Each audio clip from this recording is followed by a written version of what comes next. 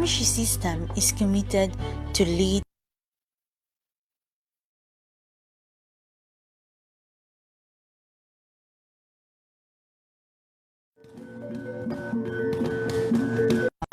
extension and environmental education and discovery, advance national and international linkages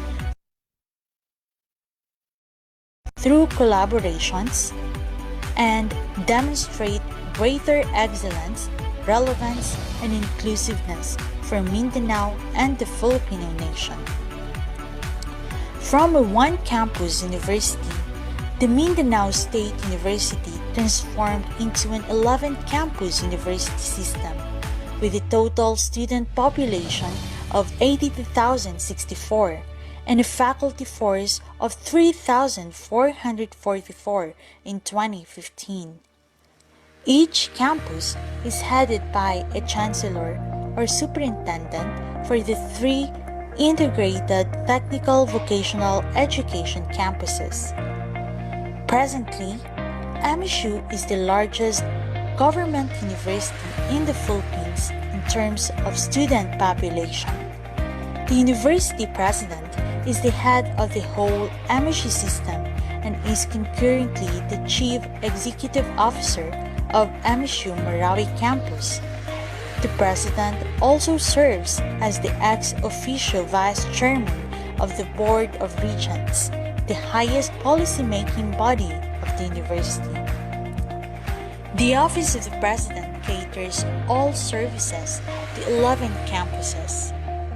It also oversees the excellence of academic and support plans, policies, and programs of the university and all of its component entities, leads the institution in acquiring resources for the development and implementation of initiatives, guides important governance precedents, collaborates with a wide range of internal and external stakeholders, supervises the relationship between students and administration, and executes personnel system.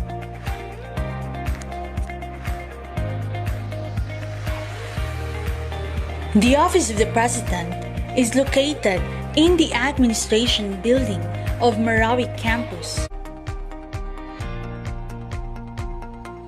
Over the years, MSU Marawi as the mother campus has transformed to an extremely modernized academic institution which holds aloft the desire to maintain quality education. At present, the university operation is complemented by the university's physical plant and facilities.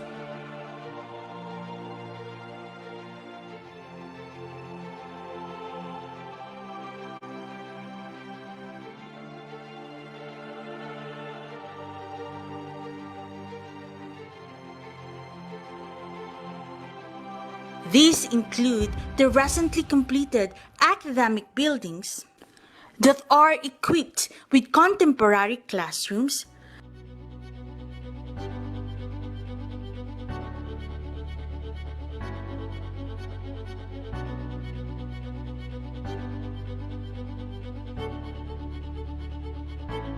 laboratories,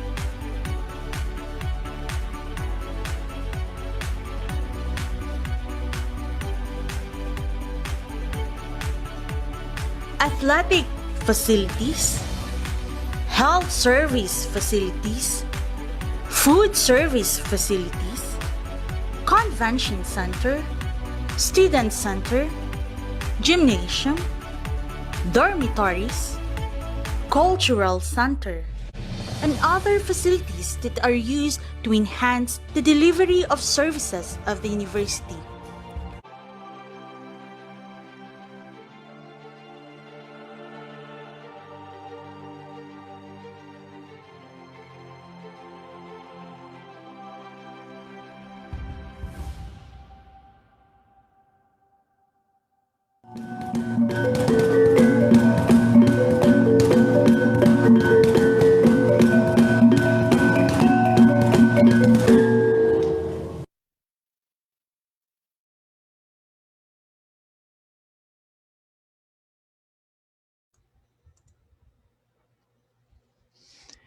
Good morning, ladies and gentlemen. Welcome to the DLSU MSU Memorandum of Understanding signing ceremony and the international webinar on social research methods in the era of digital technology and sustainable development goals. This event is jointly organized by the Southeast Asia Research Center and Hub, also known as SEARCH, of De La Salle University and the Mindanao State University System, and made possible by the Office of the Vice President for Lasallian Mission of DLSU. I'm Dr. Fernando A. Santiago Jr., Director of Search, and I am your host for this occasion. Now please stand for the Philippine National Anthem.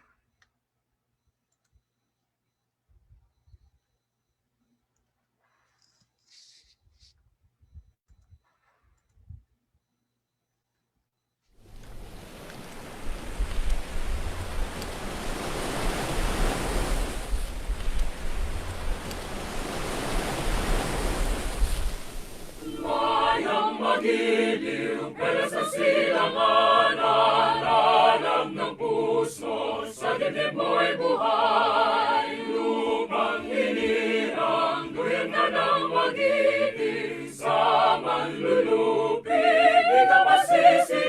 Sa lahat ng mundong sasimoyan, sa langit mamahal, may nilagang tulad, awit sa panlayang minamahal. Ang kisap ng watawat mo'y tagumpay na nagdidinig. Ang bituin at araw niya kailan pa may di magdidilim. Lupa ng araw ng buwan, aking pagsinta, buhay langit sa piling mo. Aming ligaya ng may mga mamatay ng dahil sa'yo.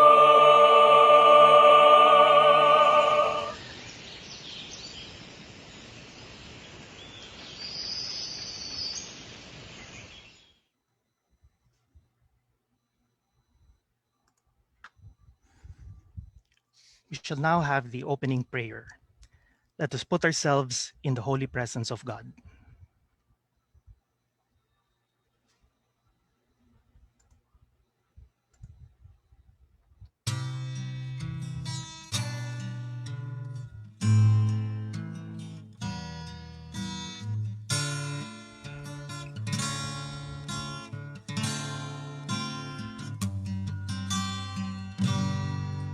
Sikoy ko kamighimo, to langit.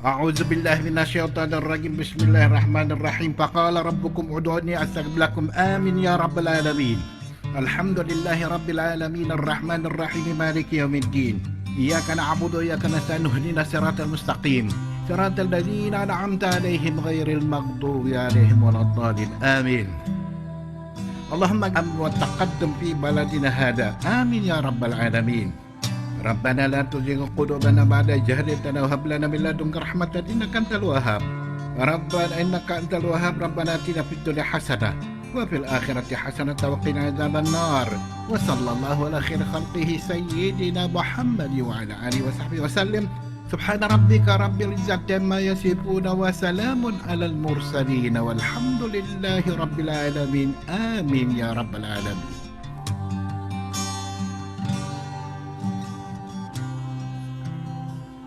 In the name of the Father, Son, and Holy Spirit.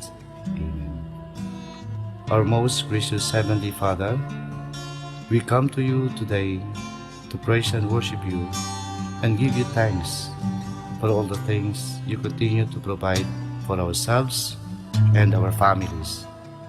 Father, we humbly ask for forgiveness for all the times we have offended you, when we forget to acknowledge your presence in the image of our brothers and sisters, and for moments we fail to be good stewards of the blessings you have given us. Continue to guide and protect each one of us, Lord, that we may always walk in the light of your everlasting love and mercy. Grant us, Father, with your comfort in times of distress and with your strength in times of weakness. Bestow upon us your unending grace and healing, that we may in turn become instruments of gentleness and compassion to others. We ask all this in the name of your Son, our Lord Jesus Christ, with the prayer and the intercession of our Blessed Mother. Amen.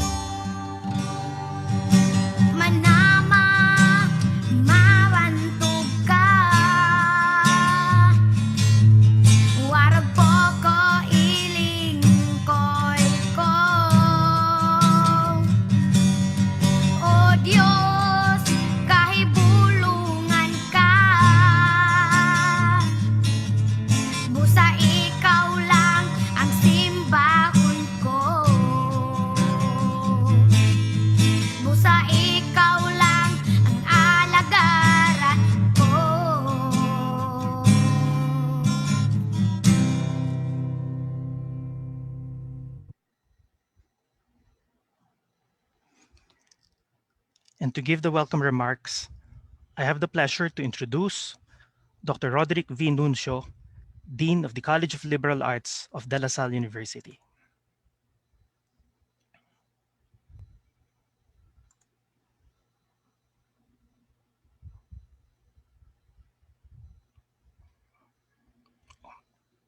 Dean Nuncio, we can't hear you.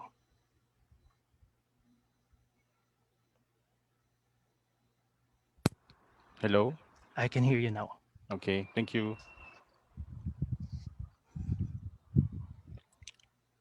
Assalamualaikum. Peace be upon you. Maayong buntag. Magandang umaga po sa ating lahat.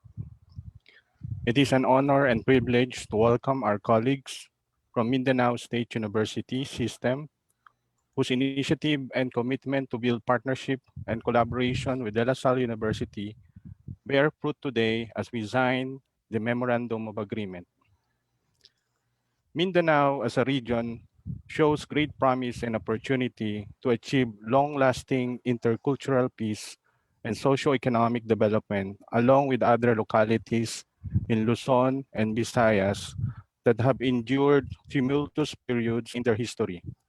Though with the current spate of COVID-19 cases, our mutual desire to provide quality education and research that have genuine social impact shall not falter as we continue to pursue our respective institutional vision missions. As equally well-recognized higher learning institutions in the Philippines, both DLSU and MSU could have focused eyeing international partnerships with foreign universities.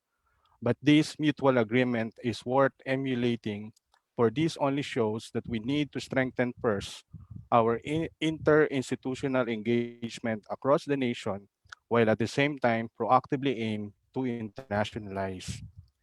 The initial project of DLSU Search and MSU, which is the international webinar on social research methods in the era of digital technology and sustainable development goals, which will kick off right after this ceremony, is laudable as we prefigure to address sociocultural and economic problems by sharing our research talents and resources for the greater good. On behalf of the CLA administration, faculty, staff, and students, I would like to express my sincerest gratitude to Professor Habib Makaayong, President, Mindanao State University System, Attorney Renato S. Pacaldo, Executive Director, International Affairs and Linkages Office, and to Professor Elena M. Tabanao, Dean, College of Social Sciences and Humanities, Mindanao State University, Marawi, for making this agreement a reality and for committing your institution in doing community and extension works through research collaboration, faculty and student exchange, curricular enrichment, and intercultural dialogue with DLSU and with CLA.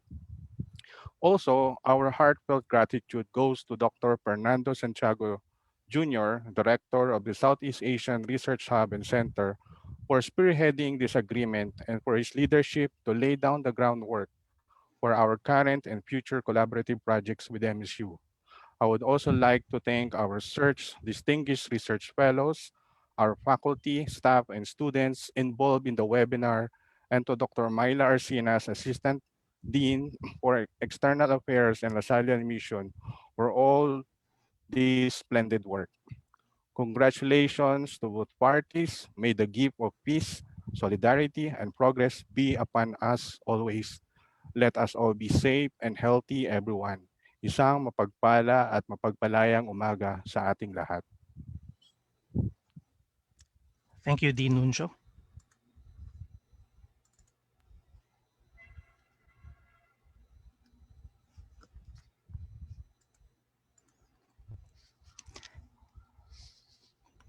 For the second welcome remarks, I am honored to introduce Professor Elena M. Tabanao, Dean of the College of Social Sciences and Humanities of the Mindanao State University, Marawi.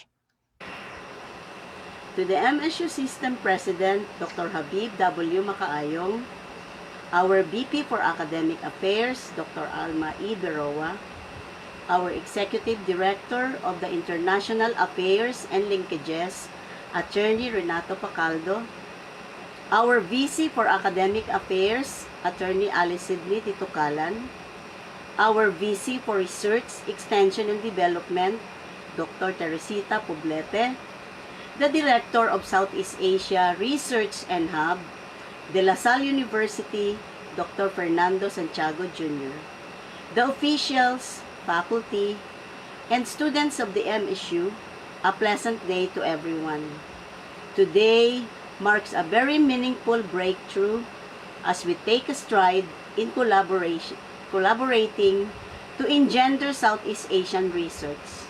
Today, we are taking a small step, and this tiny yet powerful step is the beginning of a better tomorrow on having qualitative educational topics dedicated to discuss, committed to sharing ideas and learnings, and committed in providing research topics as this online portal serves to promote in exchanging information and knowledge.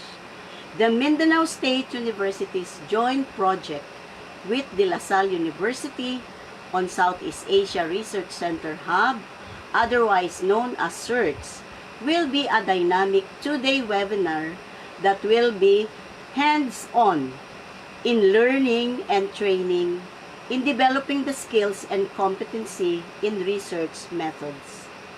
The vision of the MSU, which is aspiring to be a center of excellence in instruction, research and extension, transforming itself into a premier and globally competitive national peace university, is in parallel with today's event where research helps in the development of skills, learning how to identify problems, and reaching a possible solution or developing a point of view. The College of Social Sciences and Humanities would like to express our genuine appreciation and gratitude to all who generously helped us make this event come together to become a success. Thank you so much from the bottom of our hearts. Rest assured that all the efforts done by the hardworking people behind this event will not go futile, as we will continue striving for excellence in filling the gaps of knowledge, allowing for a broader educational experience where students and faculty are able to explore the effects of applying new thought processes through study and testing. And with this, we welcome everyone on this webinar. Good morning and mabuhay! Let us now proceed to the signing of the Memorandum of Understanding. I have the honor to introduce Brother Raimundo B. Suplido, FSC, President of De La Salle University, and Professor Habib W. Makaayong, DPA, President of Mindanao State University, who will sign on behalf of their respective institutions. Mindanao State University System President, Professor Habib Makaayong, MSU administrators, MSU and DLSU faculty and students, fellow LaSallians, esteemed guests and friends, good morning. I have the pleasure to sign this Memorandum of Understanding between De La Salle University and the Mindanao State University System that will promote joint academic, research, and extension programs. DLSU looks forward to collaborating with Mindanao State University System in developing joint educational programs and projects, such as organizing scientific conferences and symposia, publication of articles, reports, and other scientific materials and applications for research funding, exchanging academic information, publications, materials, and knowledge, collaborating in research, and sharing laboratory facilities, exchanging experts and virtual learnings, exchanging knowledge and information for our faculties and students, developing education media and curricula, and other programs and activities of mutual benefit to both our universities.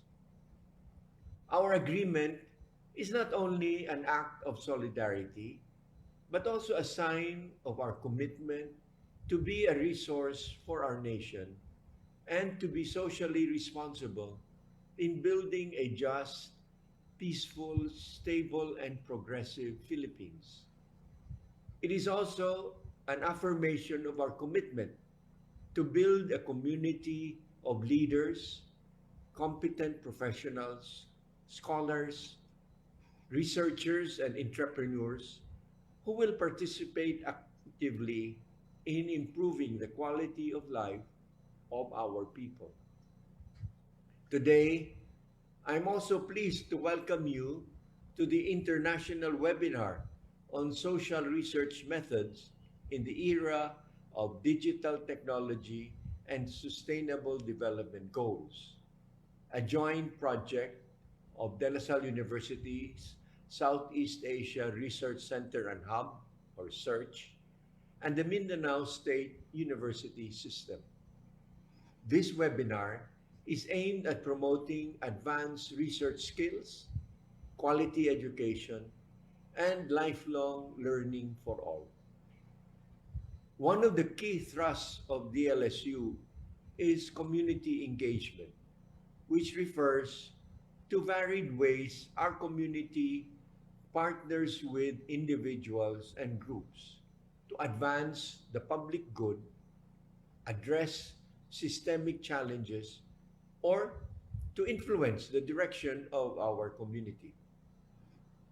Another promising aspect to this MOU will be for DLSU Southeast Asia Research Center and Hub to work in partnership with the Mindanao State University System to offer our brothers and sisters in Mindanao our finest scholars and researchers so that they can exchange knowledge and skills in social research methods.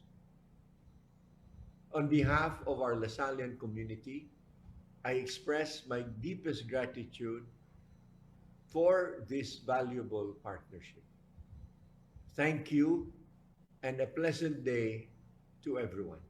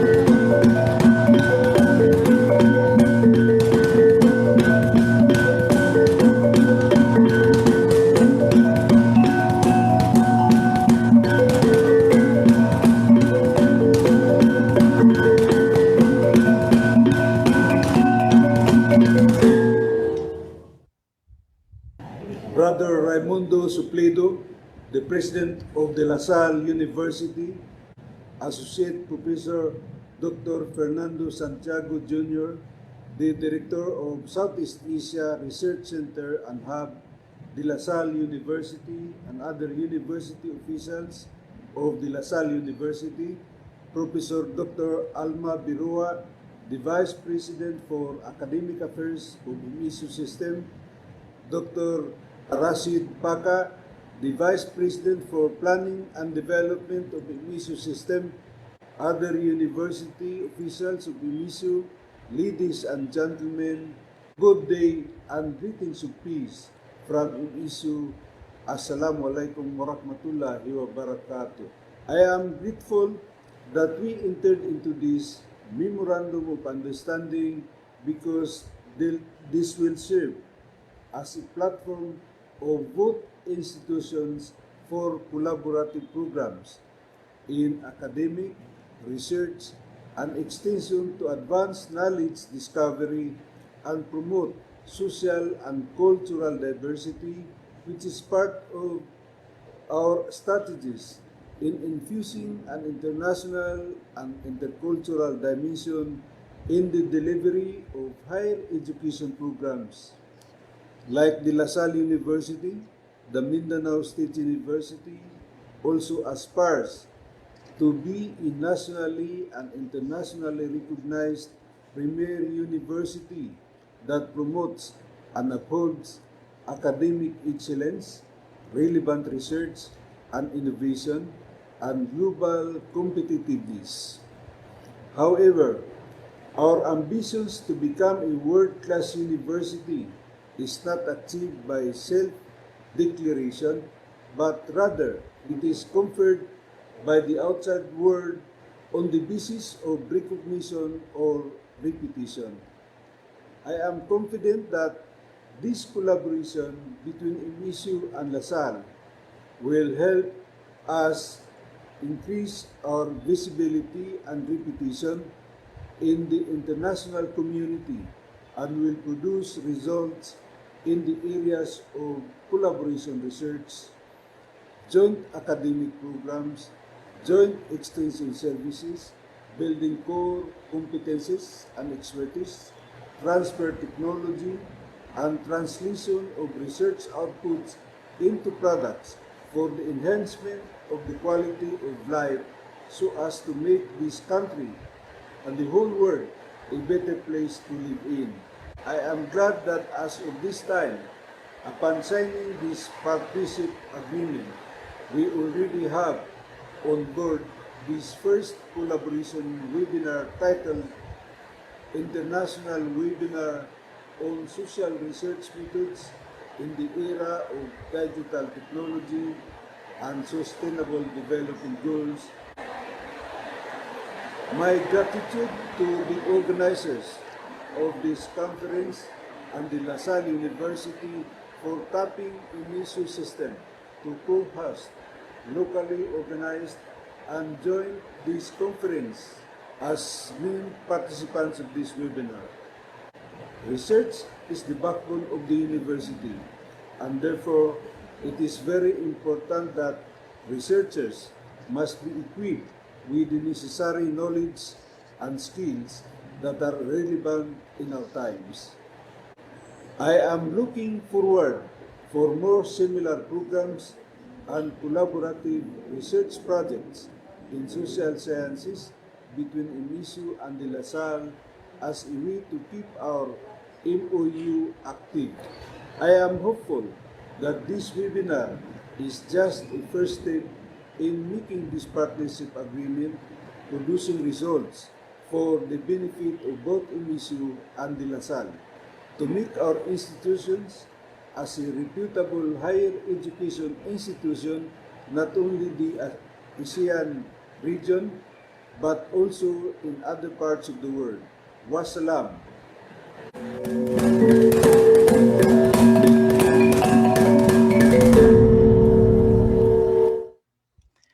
Congratulations to both universities. May this be the beginning of a productive partnership. And now, let me provide a quick overview of the webinar. The title of our event is the International Webinar on Social Research Methods in the Era of Digital Technology and Sustainable Development Goals. It aims to promote research and develop advanced research skills, skills that enable finding solutions to problems, skills that enhance education and lifelong learning. We also wish to promote awareness of the Sustainable Development Goals, or SDGs, which are a collection of 17 interlinked global goals designed to be a blueprint to achieve a better and more sustainable future for all. The SDGs were set up in 2015 by the United Nations General Assembly and are intended to be achieved by the year 2030. This webinar addresses SDG number 4. May these inspire you in your research topics. This two-day event will cover various areas of social research, including governance, online ethnography, theater and performance studies, gender, sexuality, and women's studies, contemporary historical research methods, and interfaith studies. Importance has also been given to Southeast Asian research and to getting published in the top academic journals. We have 8 scholars, all affiliated with the DLSU Southeast Asia Research Center and Hub, who shall share their time, knowledge, and expertise. And we look forward to a productive webinar. Thank you very much. The first session will begin at 10 o'clock. So we have around 2 minutes. And until then, we shall have a brief intermission. So we will begin the first session at 10 a.m.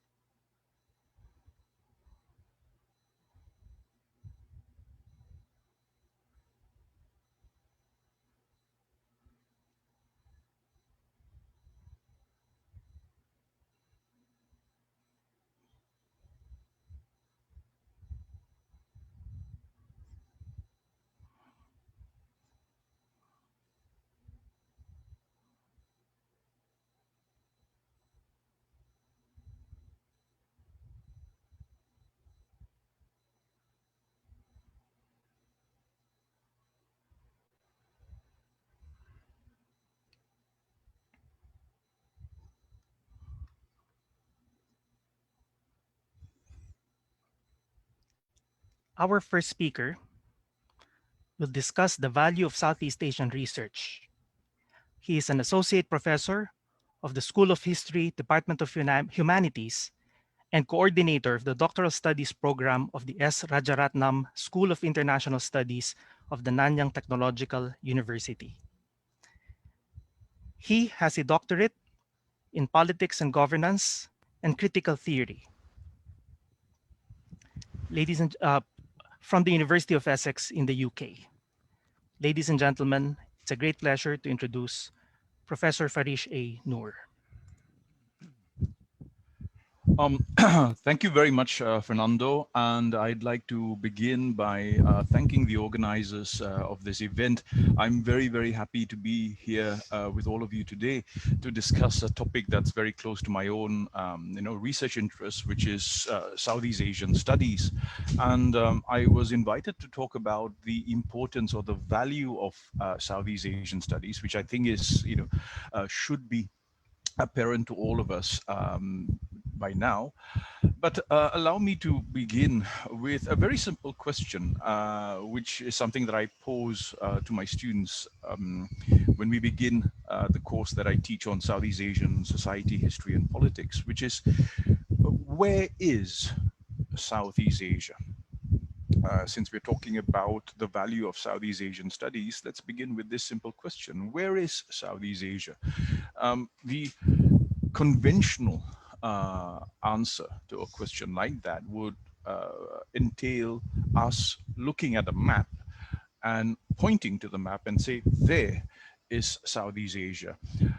However, I think while the answer itself is not wrong, it is somewhat misleading. It's misleading in the sense that it immediately commits us to a very specific understanding of what a region is and how we understand and locate a region. That is to think of it in terms of political geography. And when we talk about Southeast Asia in terms of political geography, we're really talking about a place that has already been identified as such, labeled as such, given a name, and therefore clearly designated.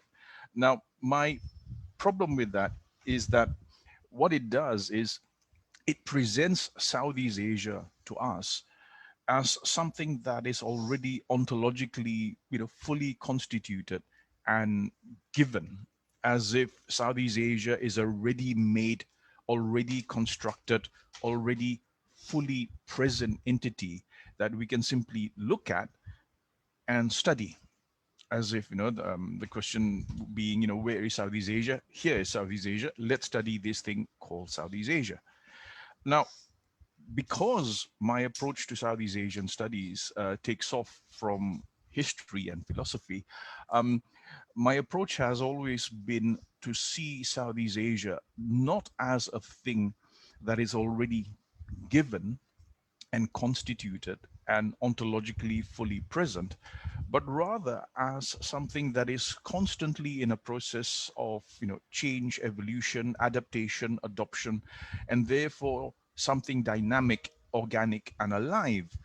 And this is what I would like to communicate to all of you today, when we today, living as we do in this age of COVID, and where so much of our work has been altered or affected by the realities of this pandemic, I think this prompts us to rethink some of the basic categories and the vocabularies that we use when we study the region that we live in.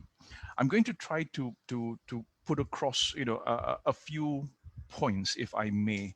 I'd like to begin by talking about the origins and the genesis of Southeast Asian studies, and to locate Southeast Asian studies in the broader context of area studies. I want to then talk about how this is invariably linked to our history in Southeast Asia, which is a history of colonialism, and how we cannot escape discussions about colonialism, the impact of colonialism, and the modalities of knowledge building and data gathering during the age of empire. After that, I want to talk about the crisis that affected area studies in general, particularly in the early, post-colonial period, but then raise the question of how and why, after empire, we in Southeast Asia, as in many other parts of, formerly colonized Asia and Africa, did not really manage to somehow rethink the basic categories and concepts and the vocabularies and epistemologies that we use in our understanding of ourselves.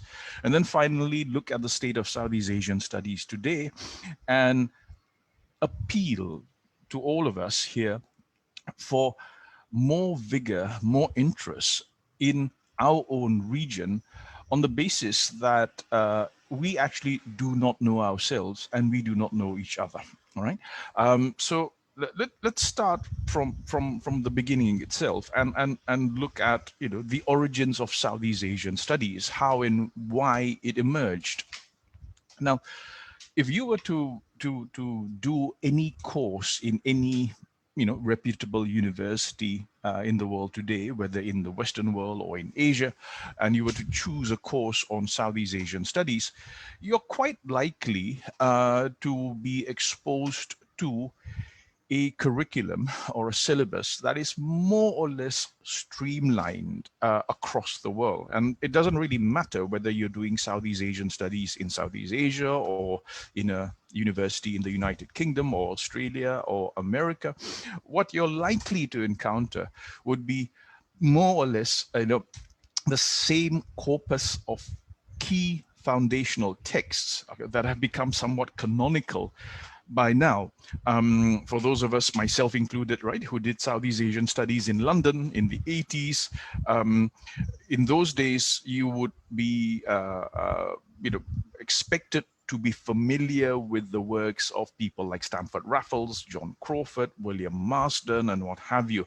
And these works would somehow, be presented to us, scholars, and students who want to study Southeast Asia, as the foundational texts of Southeast Asian studies. Now, straight off the bat, you can see that there's a problem here.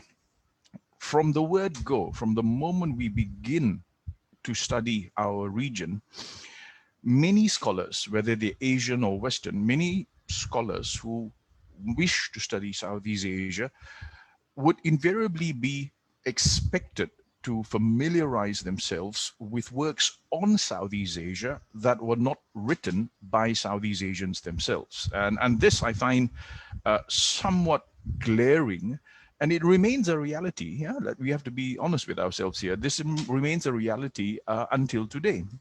In many universities in the world, these would be the standard texts. You would read, for instance, Stamford Raffles' History of Java, published in 1817. You would read John Crawford's, a history of the East Indian Archipelago, published in the 1820s. These would be the texts that we would be reading. And curiously, notwithstanding the advances that have been made in post-colonial historiography, there has been no systematic or sustained engagement with these texts that were written in the 18th and 19th centuries, despite the fact that these texts were written at a time when Western colonization of Southeast Asia, like the rest of Asia and Africa, was at its peak. So let's go back for a while, for a second. Let's just go back and ask ourselves some very, I think, timely and pertinent questions about the genealogy of these texts and what these texts were for. Who were they written for? What were they meant to do, and what have you? Now, in my own work, I'm as I said earlier, I'm a historian of Southeast Asia, but what I really study is really the history of colonization in Southeast Asia.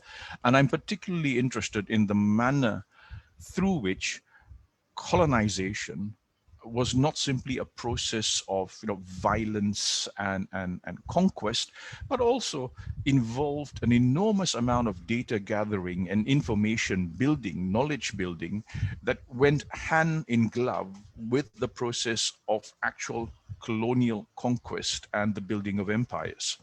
So if we were to go back to these texts that were written from the 18th to the 19th century by people like William Marsden, John Crawford, Stamford Raffles, and what have you, we'll note one thing. This is particularly true, by the way, for those parts of Southeast Asia that came under the auspices of the British Empire. If we look at the early generation of scholars, I use the word, advisedly. If we look at the first generation of so-called scholars of Southeast Asia who came from the West, we'll find that there are a few factors that unite them, that bring them together. For a start, let's remember that some of these earliest scholars of Southeast Asia, people like William Marsden, John Crawford, Stamford Raffles, were not really scholars per se. Yeah? Practically all of them, especially those who hailed from the United Kingdom or Britain, were themselves active members of the British East India Company. They were in Southeast Asia, not for the sake of scholarship, but they were rather in Southeast Asia to serve the needs and ends and the agendas of the colonial companies that they served. Marsden, Crawford, Raffles were functionaries of the East India Company, or they were working very closely with the East India Company, providing the East India Company with valuable data about not only the commodities and the geographies and the economies of Southeast Asia, but crucially about the societies of Southeast Asia, about the history of Southeast Asia, about the languages of Southeast Asia, and about the knowledge and belief systems of Southeast Asians. And so we can see that from a very early start, the development of what would later come to be called Southeast Asian studies was intimately linked to the politics of empire and the needs of colonial capitalism.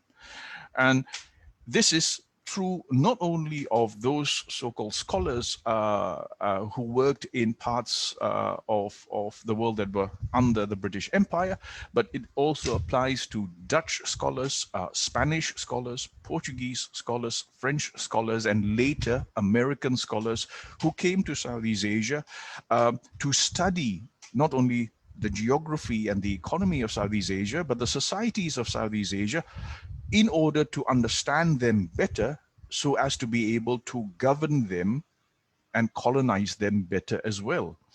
So this leads me to my first observation about Southeast Asian studies. Southeast Asian studies, particularly from the 18th to the 19th century, may appear to have the gloss of academic inquiry and academic work, but this was data and knowledge that was in so many ways instrumental. It was instrumentalized, it was used in a very instrumental way to serve the ends and needs of the respective European and Western empires, and later the American empire as well, as these Western powers, came to govern our part of the world, Southeast Asia.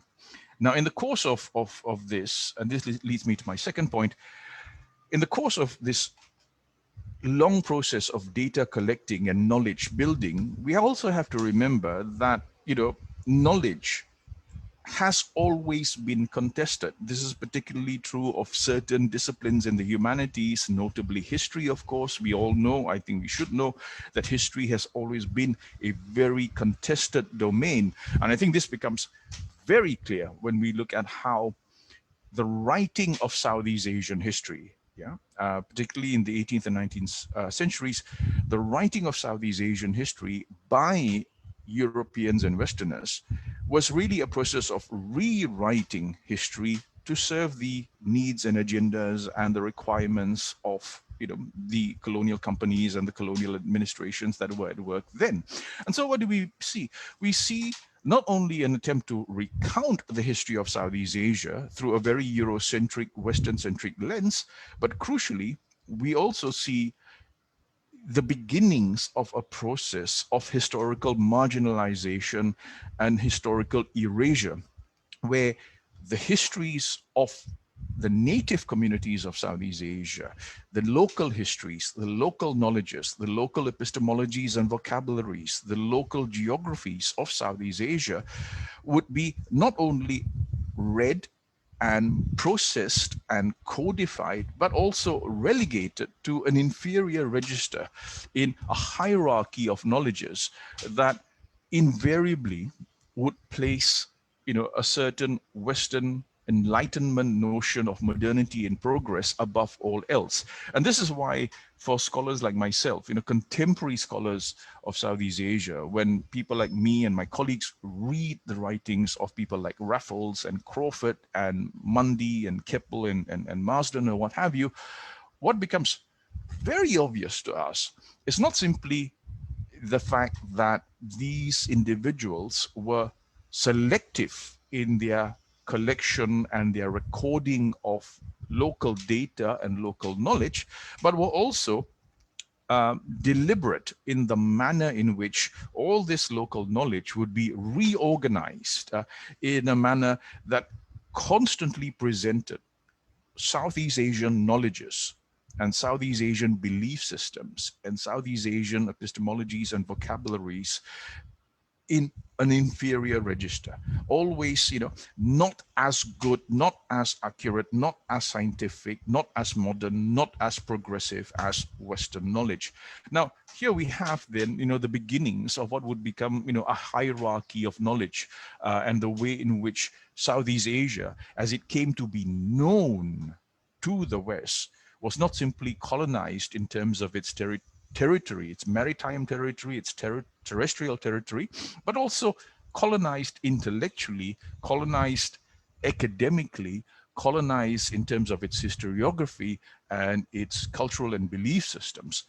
And from this, we begin to see the emergence of, an order of knowledge and power. This is very Foucauldian, of course. Those of you who are familiar with Foucault's argument about the relationship between knowledge and power will be able to see this very clearly. And this process continues throughout the 19th century in a manner that was largely unopposed, because the 19th century for me is a very important century in our region's history, because it is by the end of the 19th century that almost all of Southeast Asia would come under colonial rule, and there would be a transfer, of course, of colonial power. This is certainly true in the case of the Philippines, where the American invasion would lead to the exchange of control from the Spanish Empire to the United States and what have you. And during this period, as colonial power, material power, economic power, and military power, reached its peak, and when the power differentials between the colonized societies of Southeast Asia and the colonial powers emanating from the West was at its widest, then with the advantage of that military, economic, political leverage that they had, we begin to see literally a reorganization of Southeast Asian society. So the net result of this is the birth of the Southeast Asia that all of us know today. Look at the map of Southeast Asia. Yeah? Any cursory glance at any map of Southeast Asia will show you that the borders of Southeast Asia, as we understand it today, are really colonial borders. These are the borders that were established through the entente cordiale, if you like, between the different competing European, imperial powers, creating their respective imperial zones. But the imposition of these, imperial borders basically meant the systematic and the deliberate erasure of the connectivity and the fluidity and the constant movement and migration and settlement and commerce and trade links between the various communities of Southeast Asia. In other words, Southeast Asia was cut up like a cake, into different chunks, different bits, different slices that were parts of different Western empires. We, as Southeast Asians, lost a lot during this time. And what we lost was not only a sense of, obviously our sovereignty and our independence, but also a sense of understanding of who and what we are as the peoples of this region. And what we lost in that process through this, carving up of Southeast Asia and the imposition of these colonial borders was that long history, that parallel history of connectivity, of fluidity, of complexity and plurality that were, for me at least, the salient features of what Southeast Asian society was like. I mean, look at our region, look at our languages, look at our cultures. Until today, notwithstanding the introduction of these colonial divisions, in our languages, in our culture, in our common collective histories, the manner in which we understand ourselves and represent ourselves, we see more commonalities than differences. Yeah, I mean, this is evident when we look at languages. The comparisons and the similarities we see between the languages in the Philippines, Indonesia, Malaysia, Singapore, and Brunei, where Malay was the lingua franca of maritime Southeast Asia. These commonalities persisted despite the fact that our region was literally cut into pieces and divided at will. Now, this probably would have continued indefinitely had it not been for the internal contradictions of the logic of colonial capitalism itself, and the fact that these European imperial colonial powers were constantly in a state of antagonism and competition with one another. Of course, we know where this led. It led to the First and the Second World Wars, and by the end of the Second World War, basically, the Second World War was the catalyst that contributed significantly to the decolonization process and the end of colonial rule in Southeast Asia. But this raises the third question that I want to ask. We today in Southeast Asia, post-colonial Southeast Asia, are, I believe, justifiably proud to some extent of the fact that we have liberated ourselves from the clutches of colonial domination and imperial conquest.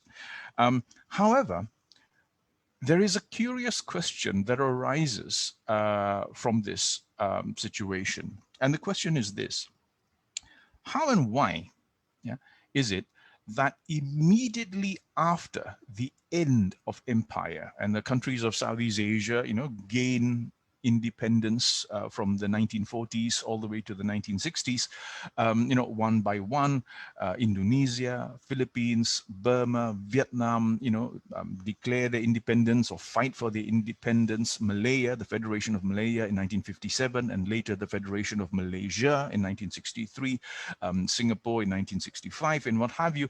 All these countries in Southeast Asia, the region we inhabit, became independent from the 1940s to the 1960s. And despite the talk of, total liberation, the desire for state capture, and the desire to liberate ourselves finally from, the long, the legacy of colonial rule, the long 19th century, where from the 17th, 18th, 19th to 20th century, notwithstanding that, we have not been able to somehow, reconnect with one another. And I've always found this to be a question that I myself have not been able to answer adequately. We know for a fact that from the end of the 19th century to the mid-20th century, there were successive generations of anti-colonial activists, intellectuals, leaders, thinkers, political parties and what have you, that sought to somehow repair this colonial rupture. As we saw earlier, our region was torn apart into these different, colonies, and we became integrated into different imperial networks that negated our long common shared, fluid and mobile history. There were attempts by some anti-colonial activists and intellectuals and leaders to somehow repair this damage, to somehow bring us back together again, to reconnect the broken body of Southeast Asia, and to somehow reignite the memory of this fluid Southeast Asia that was once our common home. So we see this, for instance, in projects such as the Mafilindo project, the attempt to merge Malaysia, Indonesia, and Philippines. We see this in the Malaya Raya or the Indonesia Raya project, the attempt to somehow bring together the various parts of maritime Southeast Asia, at least. But despite this, none of these projects actually succeeded. And we need to ask ourselves why. And I think one tentative answer we can give is perhaps the fact that almost as soon as the Second World War was over, our region, that is Southeast Asia, was dragged into another global conflict that dragged our region into the geopolitics of the world around us. And by this, of course, I'm talking about the Cold War. The Cold War, which really begins right at the end of the Second World War and continues all the way to 1989 and the early 90s, for me was is and remains a very interesting and very important period in our collective history of Southeast Asia, because what the Cold War did in some ways was to freeze this process of internal critique and questioning and interrogation that had begun from the 19th century all the way to the mid-20th century, when Southeast Asian intellectuals were asking, can we unite? Can we unite? Can we somehow undo 200, 300 years of colonial separation? The question that was being asked by so many Southeast Asian intellectuals, was whether we could somehow rekindle or reanimate, reactivate this collective memory of a shared, complex, plural, fluid Southeast Asia. Well, the Cold War put an end to that. The Cold War put an end to that because almost immediately after we became independent, we were dragged into this oppositional dialectic between the Western, capitalist democracies and the Eastern Bloc, represented by the Soviet Union and Communist China. And our part of the world, Southeast Asia, the countries of Southeast Asia, were given a stark choice, a choice that was really, a matter of life and death. This was a kind of existential dilemma that we face. The countries of Southeast Asia had to take sides. We had to either be on the side of the West or the East, and notwithstanding all the attempts by Southeast Asia to be neutral and to for instance, think of things like the non-aligned movement, the Bandung project, and what have you. To a large extent, even the creation of ASEAN committed us to being neutral, but neutral on the side of the West. And this basically reinforced all the deep-rooted, political geographies and the political boundaries that were established during the colonial period. So sadly, despite the fact that there were attempts by, I think, many Southeast Asian intellectuals to rethink what our region is and what our region should be or can be or could be, none of these endeavors, by virtue of being intellectual endeavors, really brought about a significant, real, lasting political change in the way that the countries of Southeast Asia understood themselves. And so the net result of this is that almost immediately from hundreds of years of colonial rule, what emerged were young, fragile, vulnerable nation states that had to concede to the norms and mores of an international political order where the nation state is the dominant operative paradigm in international politics and international relation. So then while we have that, developments were taking place in academia during this same time that brought area studies and Southeast Asian studies into close focus.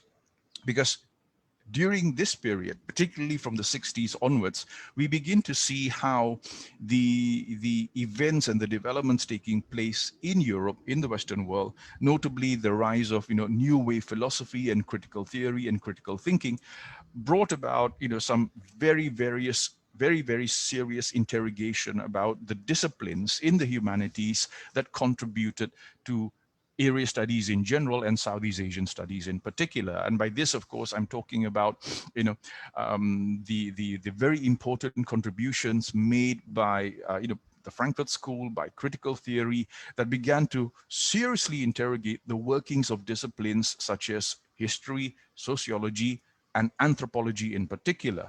And by the time we get to the 60s, all these works that I had mentioned earlier, these earlier canonical writings by colonial authors and colonial scholars of Asia from the 18th to the 19th centuries were being put under, a very critical lens and being systematically reread, questioned, interrogated again. So by the time we get to the 1960s and 70s, for instance, anthropology, is one discipline that was, really critically reappraised, particularly because of the manner in which we cannot divorce the history of anthropology from the history of pseudosciences in the West, including theories of racial superiority, racial difference, and what have you. And by the time we get to the 70s, a heated debate is taking place in the humanities as a whole, where works that were once deemed landmark or canonical or key texts in the way in which we understand the humanities, anthropology, political history, political economy, or what have you, were being reappraised and re-examined by a new generation of post-war scholars, both East and West, who were seriously asking questions about how did these disciplines emerge and what are their entanglements with power? This, by the way, is also part of what I do. I am a historian of Southeast Asia, but like I said earlier, I'm a historian of colonial Southeast Asia. And much of my work is not about Southeast Asia per se, but rather about the discursive construction of Southeast Asia and the way in which Southeast Asia was discursively constructed, ideologically, politically constructed in the writings of Western colonial Orientalist authors. And so today we look at these canonical writings, we look at these classic works, the works of Raffles and Crawford and Mundy and what have you, from a very critical lens, and we can see very clearly the inbuilt, racial biases, political biases, ideological biases, and even the pseudoscientific biases that come into, the writings of these works. So much of the work of people like Raffles and Crawford today, would not pass muster, because we can see clearly, especially in the writings of people like Raffles and Crawford, and also the writings of people like Marriott and Keppel and Mundy, the way in which in their attempt to understand Southeast Asia and Southeast Asians, what they were really doing was reorganizing Southeast Asian society according to a hierarchy of races, where there would be, superior and inferior races, and of course, right at the top would be the Europeans or the Westerners. So by today's standards, we can justifiably critique these writings for not only their blind spots, but crucially for their, latent racist, colonialist, Orientalist bias, which I think becomes very evident to a modern reader. However, we are back to the question. If we know and we understand and we can see how the foundations of Southeast Asian studies are tainted by its association with colonial power, and if we are skeptical today about the early attempts, by these pseudo scholars to develop what we now call area studies, what can we do to advance our understanding and our contribution to Southeast Asian studies itself? Well, going back to my original question, what is Southeast Asia? Today, when we do Southeast Asian studies, we have to somehow reinvent the wheel, if you like. We have to erase everything on the board and go back to the basics and to ask ourselves some very serious questions about how we are conducting our own work in the humanities, in political economy, in international relations, in history and political sociology, or what have you, as we study this region, which we today understand is not a given construct, not an ontologically given, fully constituted thing, but rather a construct. Yeah. So we as Southeast Asian scholars who happen to reside in Southeast Asia, who work in Southeast Asia, who live in Southeast Asia, and who study and write on Southeast Asia, need to go back to the very basics and ask ourselves, what is Southeast Asia? I mean, obviously, yeah, clearly we can see that even the term Southeast Asia itself is not a Southeast Asian concept. We didn't invent it. Our ancestors did not see themselves as being southeast of Asia. As far as our ancestors were concerned, pre-colonial Southeast Asians never saw themselves as being southeast of anyone. We had our own vocabulary. We used terms like Nusa Tenggara. We used terms like Suvarna Bhumi. We saw ourselves as the center of our own world. And this re-centering of Southeast Asia, I think, is perhaps the long-term goal of a rejuvenated Southeast Asian studies today. And so to address the question of, that I was asked to address, what is the value of Southeast Asian studies? Well, the value of Southeast Asian studies, I think, is manifold. Let's begin with a simple observation. Southeast Asian studies is not a discipline per se. I consider myself a Southeast Asianist scholar. Yeah. Which means that I set my work in Southeast Asia. But Southeast Asian studies is not my discipline. There is no Southeast Asian studies discipline per se. We apply our disciplines to the region we call Southeast Asia, and that's the thing that makes us Southeast Asian scholars. My disciplines would be philosophy, critical theory, linguistics, and history. And so I apply my disciplines to this particular area. And in the course of doing so, what I hope to do is to problematize our understanding of what constitutes Southeast Asia, and to perhaps not only backdate its history, but also expand its geography. Why should, for instance, Southeast Asia stop at Burma and not spill over into, say, Assam or Manipur? Why should Southeast Asia stop at the borders of Vietnam and not go beyond into southern China? Why should Southeast Asia stop at the borders of Indonesia and not spill over into Papua New Guinea? So these are, I think, legitimate questions that all of us need to ask as we problematize, the thing that we are studying or the area that we are working in, which is Southeast Asia itself. I see great hope in the future, because as was mentioned earlier by my friend Fernando and by both Dean Roderick and Dean Eleanor, the scope of our work in our region now has become much wider. And what's really fascinating for me as far as this workshop is concerned is how in our endeavor to rekindle this interest in Southeast Asia, we are not taking a singular disciplinary approach, but rather a multidisciplinary approach, looking at history, sociology, anthropology. We're looking at gender studies, mediatic studies, cinematic studies. So all these disciplines can be brought to bear while we problematize our understanding of what Southeast Asia is. Allow me to maybe conclude with one or two remarks about why I think this is important. Well, for a start, I think this signing of the memorandum between De La Salle University and Mindanao State University is a hugely important event. It's a hugely important event because it, again, marks this moment of reunification, closer integration, cooperation, and working together towards a common goal. But that common goal doesn't have to be a singular goal. There are actually multiple goals that we are looking at. We're looking at, expanding our understanding of the region that we are in, and bringing our respective academic, scholarly communities closer together. My dream, if I'm allowed to have a dream, my dream is to actually live long enough to see the emergence of a Southeast Asian academic community and a scholarly community. And by this, of course, I'm not talking about people who are ethnically native Southeast Asians. I'm talking about anyone, any scholars, any students who are interested in Southeast Asia per se. And this includes, our colleagues and our friends working in other parts of the world as well. But why is this important for us today.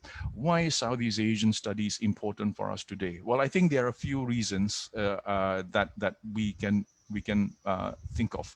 First, like I said, I think it's high time that we, particularly scholars who are based in Southeast Asia and who work on Southeast Asia, really seriously interrogate some of the foundational premises and the basic ideas that have shaped and directed the trajectory of Southeast Asian studies for so long. We have, whether we like it or not, we have inherited a discipline that, like it or not, is entangled with the history of empire and colonialism. We can't escape that.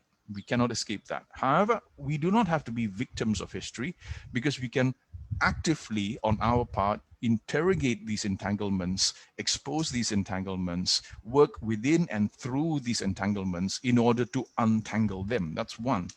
But for our immediate practical purposes, looking at our Southeast Asia today, let me end with two closing remarks. The first is simply this: a cursory overview of the state of Southeast Asia today, right now, 25th May 2021, would show that our region is badly hit, as we all know, by the COVID pandemic. We are reeling from the effects of this, external event that we have no control over, and we did not create ourselves. So again, the history of Southeast Asia is a history of a region that's always been exposed to external variable factors, from colonization to the Cold War and to all the global financial crises, economic crises, and pandemics. Southeast Asia has always been exposed to the world, and Southeast Asia has always had to react to external variables impacting on us. COVID is just one more of a long list of external variables visiting our part of the world, and we now having to adapt and react to it in an effective manner. What this requires is integration. What this requires from us is closer understanding and cooperation. Germs and viruses, like pollution, like environmental degradation, they do not recognize borders. So clearly we are living in an interconnected world where our connectivity is both a boon and a bane for us. It has brought our region closer together. I personally am very happy that, as an ASEAN citizen, I am free and able to travel around the region without visas. There are, I think, only a few parts of the world where this can be done. The European Union and ASEAN, Association of Southeast Asian Nations, and I'm deeply grateful for that. But it brings with it, all kinds of responsibilities and challenges as well. And this includes all the concomitant problems that we need to address. Fernando earlier talked about, the goals of sustainability that, we need to somehow, cater to and address by 2030. And this includes things like, education for all, communication for all, accessibility to all, for all, mobility for all. These are important things, and these can only be done when we as a region understand that we are part and parcel of this ASEAN family, of a Southeast Asian family. And this is where I see Southeast Asian studies today. And the reason why I'm more attracted to Southeast Asian studies than specific country studies is because I genuinely do feel that from an academic as well as a practical point of view, we need to address the pressing issues of our age, whether it's structural reform, economic justice internationally, political justice internationally. We, as part of a global community, need to work together as a community of Southeast Asians. And this is where Southeast Asian scholarship comes in. From this, emerges the critique of narrow nationalism, which in so many ways I think is undermining our efforts, to build regional cohesiveness. Let's give a simple example. Look at the history textbooks of Southeast Asia, and I've looked at the history textbooks that are used in primary and secondary schools in several Southeast Asian countries. I'm always struck by the fact that we still teach, we still lay give more emphasis to our respective national histories than to our regional histories. Now, I'm not saying that national histories are wrong per se. Of course, it's important that we teach our national histories, but this can be complemented further with a deeper, a more grounded understanding of our common connectivity and our shared regional history as well. And that for me is sadly lacking. For years, I've been hoping to see, bodies like ASEAN work towards the writing of a common Southeast Asian history textbook or syllabus that can be used in schools across Southeast Asia. And we are nowhere near that. Now, let's be frank, we are nowhere near that. And because of that, because we lack this common knowledge, the shared knowledge of our different communities and societies that happen to be actually, clustered around one another, in this region that we share. Because of that, misunderstandings persist, and the nation state remains, the dominant actor that decides on the welfare and the development of their respective national constituencies. It's very hard for us to develop a common pan-Southeast Asian vision because we are not thinking as Southeast Asians. And I think this brings me to my last point, and this is my observation about the state of awareness of Southeast Asia among Southeast Asians themselves. And I'm now talking as a teacher. Yeah, I'm talking as someone who teaches in a university, and I've had the honor and the privilege of having taught in different universities in different parts of Southeast Asia. Right now I teach in Singapore, but I've also taught in Malaysia, I've taught in the Philippines, I've taught in Indonesia. And one thing that strikes me about the younger generation of Southeast Asians today is how little we know about ourselves and our neighbors. And I think this is I've said this before, so I'll repeat it myself again now. I find this deeply ironic because, we live in an age of connectivity. I mean, the title of our workshop is, Research in the Age of, global connectivity in the digital age. And of course, with the digital age, we have everything from, TikTok to Netflix to Disney Channel and what have you. And Southeast Asians are constantly exposed to all kinds of ideas and sources of knowledge, news, and entertainment. Then what happens as a result of this is that the younger generation of Southeast Asians in particular are, on the one hand, incredibly well versed about global popular culture. This is something I find when I talk to university students or college students in Singapore, in Malaysia, in Indonesia, in Thailand. Everyone has watched Game of Thrones. Everyone has watched Lord of the Rings. And this is a task I set my students, when I teach Southeast Asian history. Many young Southeast Asians can draw me a map of Middle Earth from Lord of the Rings. Many young Southeast Asians can even draw me a map of Westeros from Game of Thrones. But the first task I give to all my students in my class is take out a piece of paper and draw me a map of Southeast Asia. And almost no one can do it. And it's astounding. It's astounding that in this day and age, in the year 2021, still, for the last 10 years, I've been doing this, young Southeast Asians who live in Southeast Asia, say that they are Southeast Asian, claim that they are Southeast Asian, can't even draw me a map of Southeast Asia and don't even know where they are. Now, what's gone wrong? What's gone wrong here? I think what's gone wrong is that we have made the fatal mistake of thinking that by virtue of living next to each other, we know each other. And this is, I think, an epistemic flaw, because proximity does not entail knowledge. Just because Malaysia is next to Singapore, Singapore is next to Indonesia, Indonesia is next to the Philippines, just because we live next to each other does not mean we know one another. And we don't. And that, for me, is both frightening and an enormous challenge, a political challenge, an academic challenge, an intellectual challenge, and a cultural challenge for our generation.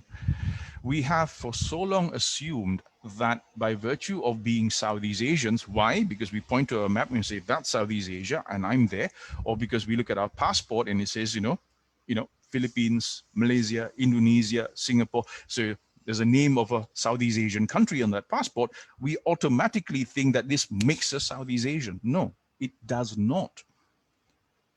You may be born in Southeast Asia, but that doesn't make you Southeast Asian. You have to learn what Southeast Asia is. And learning what Southeast Asia is begins with the idea that Southeast Asia is not a given. It's not something that you inject in you, at birth. It's not like the COVID vaccine. We don't get injected with Southeast Asian knowledge at birth. We don't. Yeah. None of us are born with the ability to speak our language. We have to learn our language. None of us are born with an immediate total knowledge of our culture. We have to learn our culture. And none of us are born with a total, deep, immersed knowledge of what Southeast Asia is. We have to learn to be Southeast Asians. And for the longest time, the obstacle to this was the inheritance of a knowledge of Southeast Asia that was colonialist, orientalist, and one that presented Southeast Asia in negative, biased terms. We are now in a position where we, as scholars working on Southeast Asia, can undo this. We are in a very important juncture in our history where we can not only reanimate the body of Southeast Asian studies and area studies in general, but also animate it and direct it in directions that are diverse and I think interesting, original, and important. We can reanimate discussions about our shared maritime history, our shared linguistic history, our long history of mobility and movement, migration. We can talk about, the diasporic flows that have actually, swept across our region, connected our part of the world with other parts of Asia, with East Asia, South Asia, Central Asia, Africa, and what have you. This is perhaps the best time and the most difficult time for us to do our work. So in closing, allow me to once again, thank the organizers, for this invitation. I'm very happy to be here with all of you, and I'm very happy to talk about a subject that I love particularly very much. I consider myself a Southeast Asianist. I'm very proud of the fact that, I happen to live and work in a region that has all these historical and cultural and linguistic connections that actually binds us together. It doesn't imply unity. It doesn't mean that there is a Southeast Asia. It means that there are many alternative, diverse Southeast Asias for us to explore. But the existence of this, plurality of Southeast Asias, our manifold histories, our many erased histories that can be recovered again, our many alternative trajectories that were not taken, this means that the domain of Southeast Asian studies is one that is very, very rich. And it's very rich because there's so much work that is still to be done, so much work that we can do together. And with the signing of this memorandum of agreement, of this agreement between the LaSalle and Mindanao State University, I hope that many more agreements like this will be done in the near future. Let's work together. Yeah, all of us, we are part of our same Southeast Asian family. We are part of the community of scholars working on Southeast Asia. I think there's so much that we can do together, scholars from Philippines, Indonesia, Singapore, Malaysia, Philippines, Vietnam, Thailand, and what have you. This is a wonderful time for us, especially because now we are all online, right? It's fantastic because, before COVID, we never thought of having these sort of interactions. These interactions can now happen live. These interactions, I'm virtually with you, if not in body, but certainly in spirit. I'm virtually with you, and I look forward to more and more collaboration of this sort. And I hope that the signing of this agreement is another important step in our long struggle, our long endeavor to somehow, answer that question at the beginning. What is Southeast Asia? Where is Southeast Asia? I think the answer is that Southeast Asia is in us. It's a mental construct, it's a cultural construct, it's a linguistic construct. And because of that, it's something that's alive and organic. And let's celebrate this, organic, dynamic entity with good research and thorough scholarship. Thank you very much. Thank you very much, Professor Farish. Now we have only 6 minutes remaining, and I've been looking at the questions and the comments in the chat box, and the common thread seems to be, how can we develop a better understanding of each other? Well, I think the easiest way of having a better understanding of each other is actually to be in contact with one another, which is why I love this. If there's the one good thing, if we can say it's a good thing, but if the one positive thing that's happened as a result of the COVID pandemic is that it's compelled us to explore these technologies. In the past, very few of us were inclined to do things like this. And I think the way we get to know each other is through familiarity. And I think now's the time, and I'm not sure whether my colleagues agree with me. We now have this fantastic opportunity where we can do things like join courses online. Imagine the possibility of, say, teaching a course on Indonesian history that is done online with students from other parts of Southeast Asia present. All the universities of Southeast Asia can do this. I really hope that we think out of the box. We need to think out of the box. We need to explore the communicative architecture and the communicative technologies that we have at our disposal in order to have this constant familiarity. I think this is the first step. Like I said, proximity doesn't mean knowledge. Just because I have a neighbor doesn't mean I know my neighbor. I can't know my neighbor unless I say hello to my neighbor. And I think the same applies to us.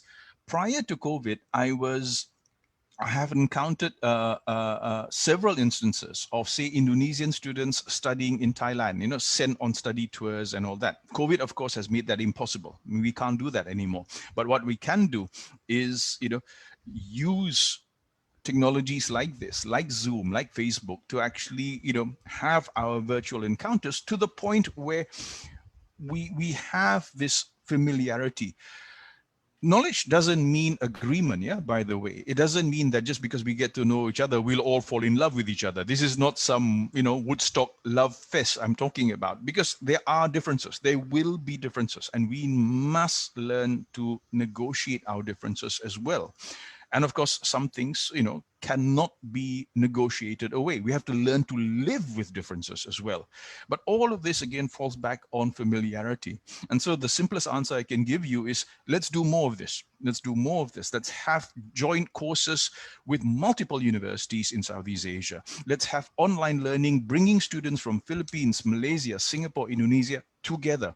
And even though we can't be physically together, we can be virtually together. And in time, it is from there, Fernie, that the seeds of familiarity and knowledge will emerge, because as we get to know each other virtually, we become friends. And then after that, what happens, right? We become friends on Facebook, we start WhatsApping one another and all that. And in time, familiarity develops, and many of us scholars, that's how we build our networks, right? We often get to know one another by reading each other's papers before we actually meet face to face. And by the time we actually meet face to face for the first time at a conference, we feel that we've known each other for years, because there's already been that familiarity. So, the simplest answer I can say is, let's go ahead with this. Let's continue this effort of Zooming and having these virtual meetings and having this virtual contact, and let's institutionalize it. I'm looking forward to the day where universities in Southeast Asia will say, okay, apart from the courses we offer, we also offer course A, B, C that are fully virtual and open to students of our universities and other universities. So we need to think of, how do we give credit points for students from other universities? How do we mark? How do we assess? But these things are doable. All of this is doable. But it has to start with an initiative. And today's initiative, I think, is a fantastic one. We have around 2 minutes remaining, and there are a couple of questions in the chat box. And in essence, well, basically, what are your views on regional unification, like something like the European Union? I don't think that ASEAN will ever become like the European Union. The European Union is a gigantic legal machine. If you're a legal scholar, then you'll know that there are millions of pages of rules and laws.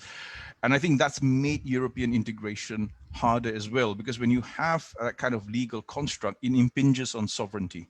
I don't think we need to go in that direction. But what we need, I think, is an ASEAN community where at the top level, ASEAN facilitates more human contact. Let me put it this way. Think of it in terms of a powerful state, yeah, Fernie? We have a powerful state. But no matter how strong that state is, no matter how powerful that state is, the state cannot legislate a law that compels its citizens to love one another. It can't even legislate a law and says you are obliged to love your mother. It can't do that, because that's where the state ends. So even ASEAN, no matter how strong or integrated ASEAN becomes, ASEAN cannot tell ASEAN citizens, love each other, know each other, be friends with one another. It can't do that. But what ASEAN can do is facilitate opportunities and contact points like this. So we, especially in academia, we need to work with our respective states, and we need to work with ASEAN. ASEAN should play a role in encouraging endeavors like this. ASEAN, I know that ASEAN, of course, has a million things to do. It's underfunded, it has budgetary problems, but states and bodies like ASEAN, I think, have a role to play in facilitating the possibility of closer human to human, people to people, nation to nation contact. And I think that's what we should be doing, rather than creating a gigantic, legal machine like the EU. Okay. Well, thank you, Professor Noor. Unfortunately, that's all the time permits. So thank you very, very much for joining us in this webinar. Thank you very much. And we shall now proceed to the second session.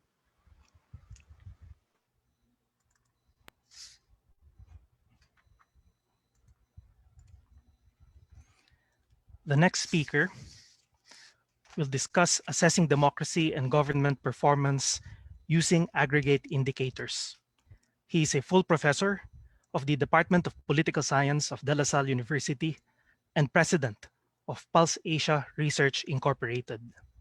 He holds a degree in International Political and Strategic Studies from the Australian National University. Ladies and gentlemen, Dr. Ronald D. Holmes. Magandang umaga. Maraming salamat, Fernie. Good morning to everyone. I see that there are a number of attendees, quite a number actually, more than 200. So congratulations to DLSU and to MSU. And it's a privilege to have been invited for this webinar. What I did was that I'll share my screen, if I'll be allowed to share screen, Fernie.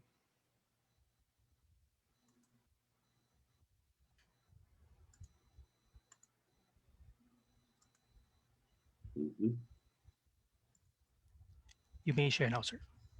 Okay. Okay, so what I gave as a topic for the webinar is basically to just discuss what are the existing indices. These are portals, these are databases that will allow us to assess democracy and governance. We do have a number of these databases around, and many of these indices, data that's available online, that basically allow us to answer two continuing questions, although the responses to these questions will always be contested by other scholars. And we can go to those points of contention later on in the open forum. I don't intend to spend that much time discussing. Maybe half of the session can be spent on the discussion of these databases and the indices. But the continuing questions will be questions with regard to what is democracy and what are the elements of good governance. We all know basically the broad definitions of democracy, but the major point that has been raised in the discipline in the social sciences is in terms of indicators of democracy as well as good governance. Governance has been defined as more than really just the process of government. It involves processes wherein we are able to even hold government accountable. And what is shared in common between the definitions of democracy and good governance is the importance of political participation on the part of the citizens. So there are a number of online indices In 2017, the Washington Post reported that there are more than 180 scorecards or ratings that evaluate country performance in various issue areas. The issue areas include human rights, economic policy, and democracy. These scorecards influence countries in significant ways, often pressuring them to improve their behavior. If you try to look at these scorecards, for example, they've been used also by foreign governments in the recent, under the current administration. As a case in point, we lost part of our support, what is referred to as the Millennium Challenge account support, largely because of our ratings in the area of human rights. Since the Millennium Challenge account of the United States is grounded on a more or less creditable rating with regard to a country's human rights records. So there are more than 180 of them. I will not go to those 180, but it is sufficient to say that there are major databases or indices or data resources that are available for us, especially for those who try to study democracy or examine democracy and good governance. Let me begin with a sample of some of these databases. The oldest that we have existing is a database from Freedom House, which is an international non-governmental organization. This database, this index dates back to 1972. So it's been 40 years since the Freedom House has issued their annual Freedom in the World Global Report. It's a global report that focuses on the extent of exercise of political rights and civil liberties.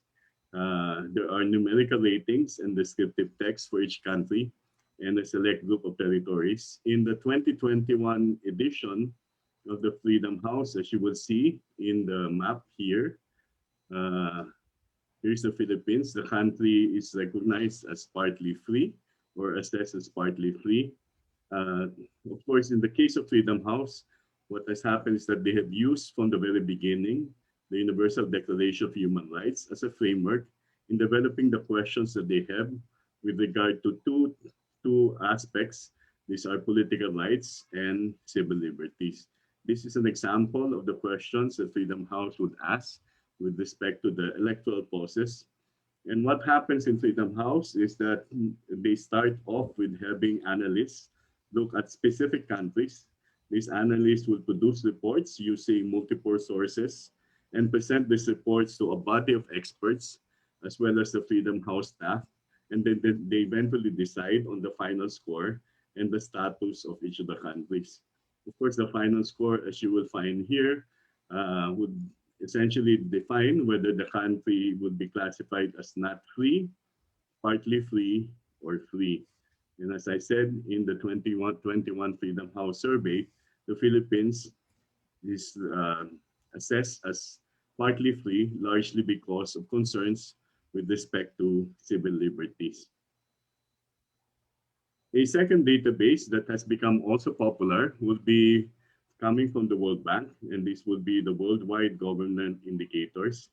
Unlike Freedom House, which uses 125 analysts, as we mentioned, who produce reports, the Worldwide Governance Indicators is basically a composite governance indicators that are based on 30 data sources. The data sources include Freedom House itself, Transparency International, the Corruption Perception Index, as well as other available data sources.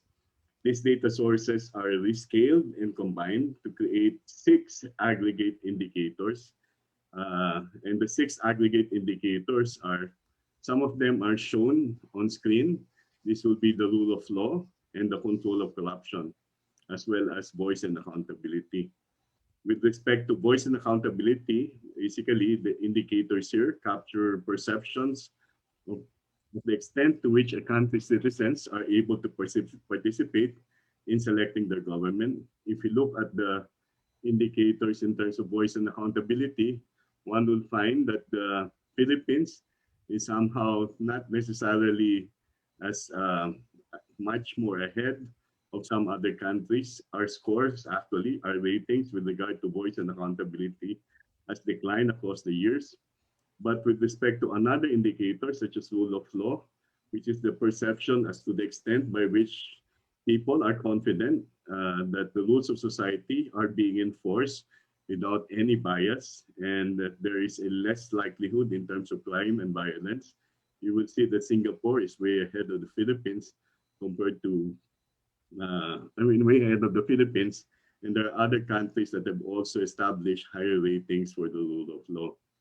Finally, we have control of corruption, which is the third indicator that we find here.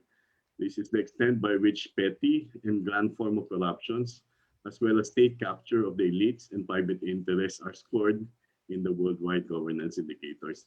As I said, the basic difference between the Freedom House and the worldwide governance indicators as available indices is that the WGI, or the worldwide governance indicators, essentially makes use of existing governance indicators, 30 data sources that are rescaled, and using a statistical methodology, they basically put them together in terms of scores. And the scores here have a margin of error that is indicated by what you find there as the black line at each bar.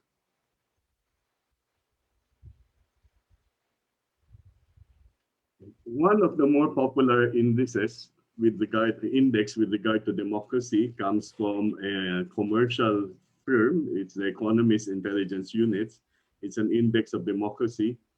The index basically has a scale from 0 to 10, and the scale from 0 to 10 allows EIU to classify countries as either authoritarian, hybrid, flawed democracies, or full democracies. This is based largely on 60 indicators that are grouped into 5 categories. The 5 categories are electoral process and pluralism, civil liberties, the function of government, political participation, and political culture. Each of these categories has a rating on a 0 to 10 scale, and the overall index is the simple average of the 5 category indices. So countries that are full democracies are countries wherein the basic political freedoms and civil liberties are respected. So it is almost similar to what we had, what is found in the Freedom House Index. Countries that are classified as flawed democracies, on the other hand, are countries where you have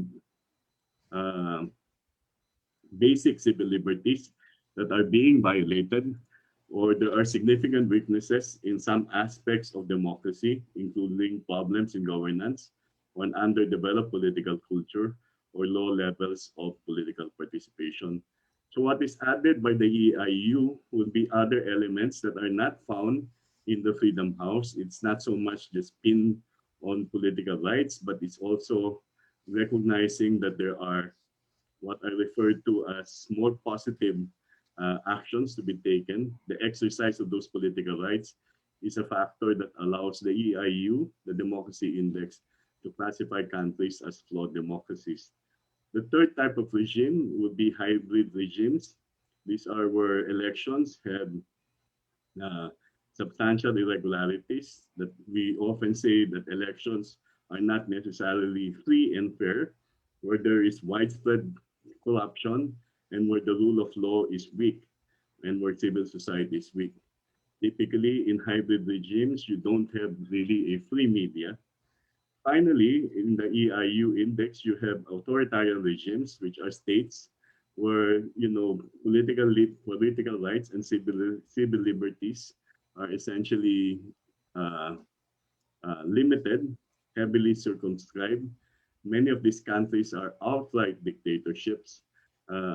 And if you look at this map, this is the 2020 Democracy Index. The Philippines has been classified, and it's a lighter color of, it's actually more like sky blue, a very light sky blue, between 6 to 7, as a flawed democracy. If in the Freedom House, we are a partly free country, in the EIU, we are a flawed democracy. To continue, the fourth index that I would present is a much more elaborate index. This is called the Varieties of Democracies Index. In here, basically, in the Varieties of Democracy Index, countries are assessed using 5 clusters. And in each cluster, there are a number of items that are included in the expert surveys. The 5 clusters are elections and political parties, as well as electoral systems. The second one would be an assessment of the executive, legislative, and the process of deliberation. The third one would be assessments with regard to the judiciary, the extent of respect and protection of civil liberties, as well as the ability of the country to retain its sovereignty. The fourth would be the fourth aspect covered in Varieties of Democracy would be with respect to the strength or weakness of civil society, the freedom of media, as well as the extent of political equality. And then the fifth would be an area where survey items try to measure levels of exclusion and exposure to world social media. So there are 5 items. If in the Freedom House they use analysts, in the EIU, in the World Bank Worldwide Governance Indicators, they use composite scores. In the EIU, they make use of both representative surveys as well as experts. In the Varieties of Democracy, they tap experts who code and answer survey questions around those 5 clusters. I think right now there are more than 3,000 experts, 2/3 of which are actually residents of the countries that are being assessed. One of our colleagues in LaSalle, Dr. Julay Tihanki, is the regional coordinator for the Varieties of Democracy project. So if you look at the Varieties of Democracy question, they actually try to assess how in every aspect that measures liberal democracy, they try to assess changes across time. And what is quite glaring at this point in time in the recent report of the Varieties of Democracy project is that the Philippines has actually shifted from becoming an electoral democracy to something close to an electoral autocracy. Actually, in 2019, the Philippines was predicted to have the highest chance of becoming an autocracy in 2 years. So that 2 years is actually 2021. It has not happened, but it is bound to happen if we follow the measures that are used by the Varieties of Democracy project. So this is the fourth, and you see the Philippines here. It's a little light maroon. So we're somewhere in this area between 0.2 to 0.3 in the scale that is used to measure the state of liberal democracy in 2020. We used to be somewhere in this area from 0.7 to 0.8. So we have moved towards a slow process of autocratization. Hopefully, like many other countries that improve in terms of the level of liberal democracy, in 2022, this trend can be reversed, but that will depend largely on what will happen in the 2022 elections. The other data sets are representative surveys that are done by 2 types of organizations. One would be essentially a private, non-commercial group. These are the ones who do the World Values Survey. The WBS, or the World Value Survey, seeks to help scholars, academics understand changes in the beliefs and values and motivations of people across the world. The Philippines has been included in 4 of the 7 surveys or waves of the World Value Survey. The institution that does the surveys for both WBS and the Asian Barometer Survey is the Social Weather Stations, the oldest survey organization in the Philippines. In the World Value Survey, the main thesis is that socioeconomic development is linked with a broad spectrum of distinct value orientations. So this is an old argument that has been used by political scientists. Of course, a number of social scientists have questioned this argument, but nonetheless, the importance of the World Value Survey is that it provides us a host of indicators as to the values and beliefs of people that we can try to assess whether, for example, whether people in the Philippines or Filipinos or Southeast Asians for that matter can be deemed as either ambivalent Democrats or even to a certain extent illiberal. In the World Value Survey, eventually countries are divided in either as traditional, where traditional values pervade versus secular, rational values, and whether the importance is given to survival values or to self-expression values. When we talk about survival values, we actually refer to those that emphasize economic and physical security. On the other hand, the self-expression values give high priority to tolerance of differences within society and demand for participation in decision-making in both economic and political life. As I said, in the World Value Survey, the Philippines has participated in 4 of the 7 waves. What's good about the World Value Survey is that if you are intending to get the data like the Asian Barometer is available in, I think, 3 to 4 formats. It's either as a CSV file, as a Stata file, an SPSS file, or those 3 formats. And you can yourself analyze the data that cuts across many of the countries that are covered by the World Value Survey. The other data set would be the Asian Barometer Survey. The Asian Barometer it's a cross-country survey. The proponents are based in National Taiwan University. There have been surveys, 5 waves done across 20 years of the Asian Barometer Survey. And the Philippines has been included in all of the 5 waves. Like the World Value Survey, the Asian Barometer Survey also tries to measure the opinion of the public on their political values, on democracy, on governance, on human security, economic reforms. All of the surveys in the World Value Survey, unlike in the Asian Barometer Survey, unlike the World Value Survey, all the surveys are done on a face-to-face basis with randomly selected pool of respondents. In the World Value Survey, some countries have gone to online or telephone surveys, largely because of the higher cost of conducting face-to-face surveys in other countries. As I mentioned, in the Asian Barometer Survey, if you want to download the data, this is rich because the Philippines participated in the 5 waves, in all waves of the Asian Barometer Survey. Now, what we have to note is that there are certain advantages and limits with regard to these indices. Of course, when we talk about research, many of these indices are actually secondary statistics that we can get hold of. One clear advantage of many of these indices is that they provide comparative measures. They allow us to compare countries, for example, within the region and outside of the region. The second one is that many of these indices do actually employ experts. So that means that they are essentially people who are not only familiar with data, quantitative data, but they also know the context of each of the countries that are being assessed and being scored in each of those surveys.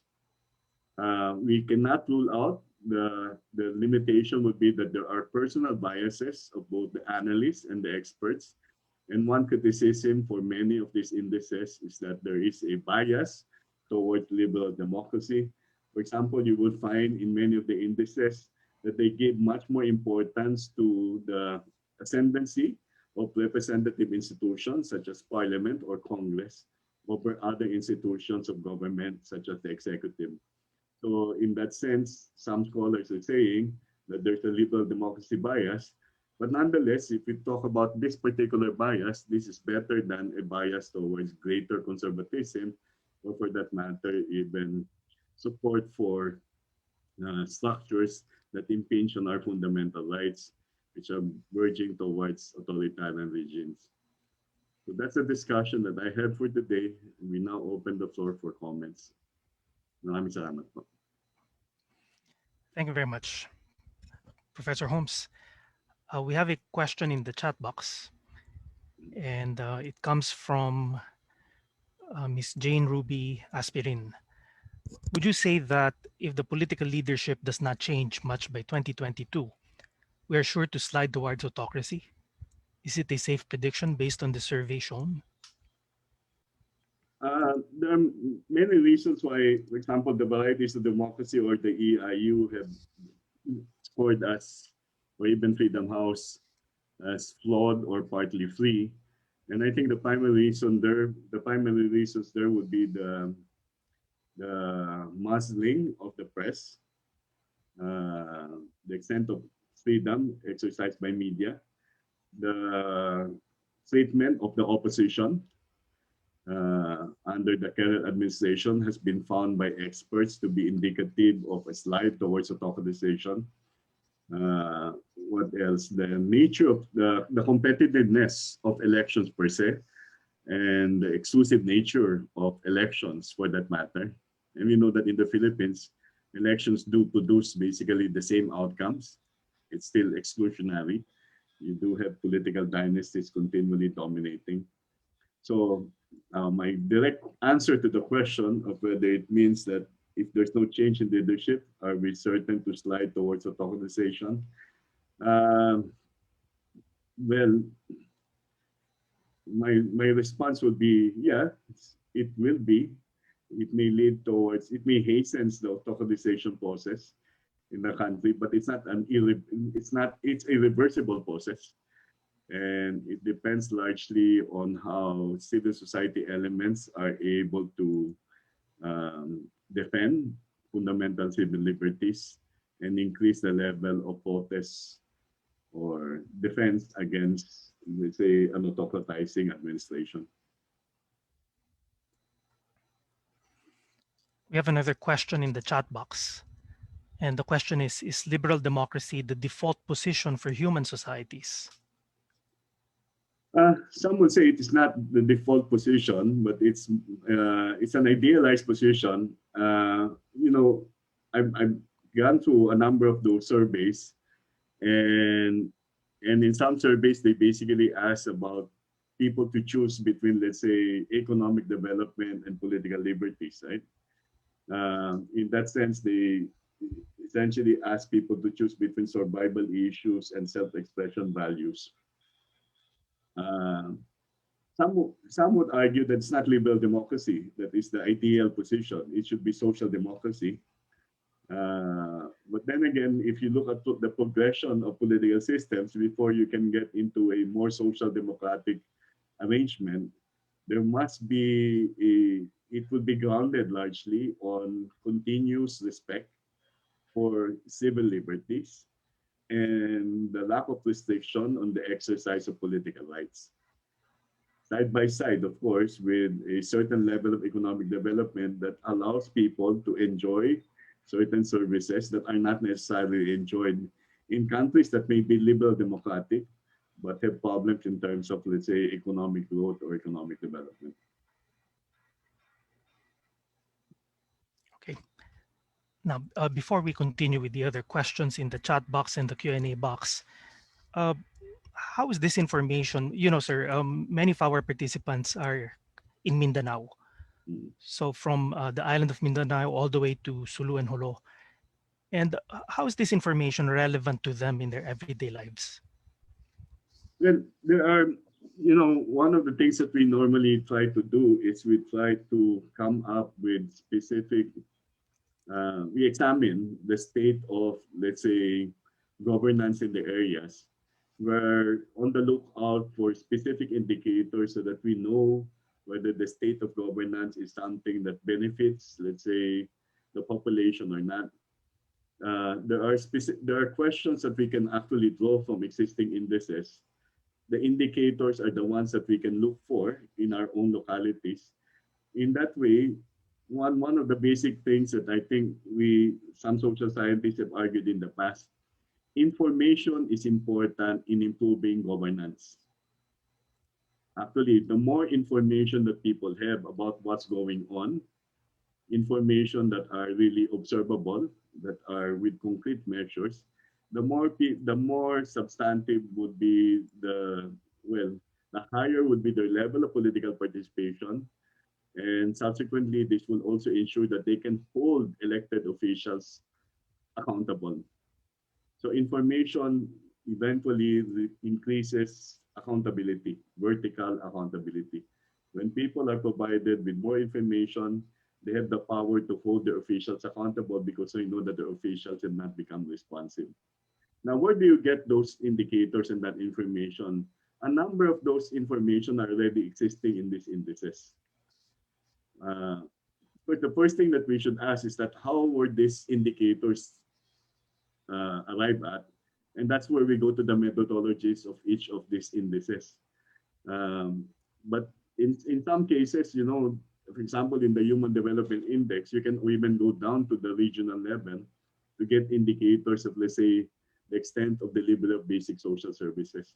So it's one thing that can be used by academics in order to engage the public sector, the public, and make sure that the public can hold more or less those who are in government accountable. So it improves the process of governance for that matter.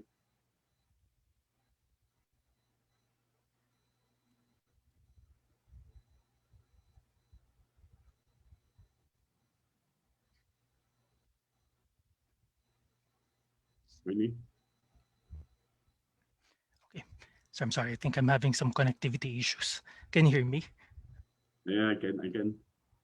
Okay. Now, a number of our participants are actually officials of the BARMM or the BARM. And so what you mentioned was the relevance of this data to ordinary people. And what would you say would be the relevance of such information to our officials in the BARM?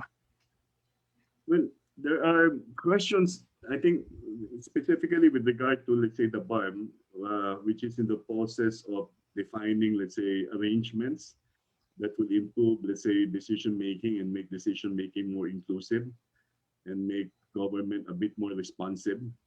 There are a number of questions that are found in each of the indices that they can themselves try to reflect on. For example, to what extent can a particular type of electoral system bring about more inclusion? We know that some electoral systems are more inclusive. For example, if you talk about the system that we have right now, which is more plurality, this leads towards more exclusion.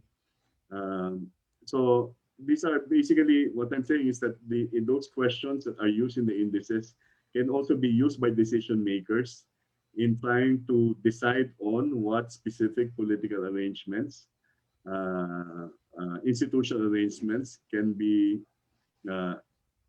created within their own areas of jurisdiction. Because it is known and the frameworks that are used in each of these indices would allow many of the decision makers to appreciate that there are really some types of institutional arrangements that produce certain outcomes that are much more ideal than other institutional arrangements.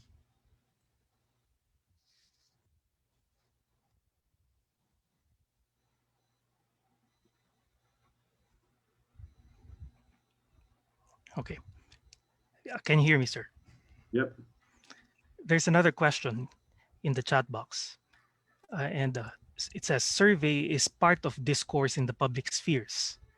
But my concern is how to preserve fair instrument in the survey or the influencing of public opinion.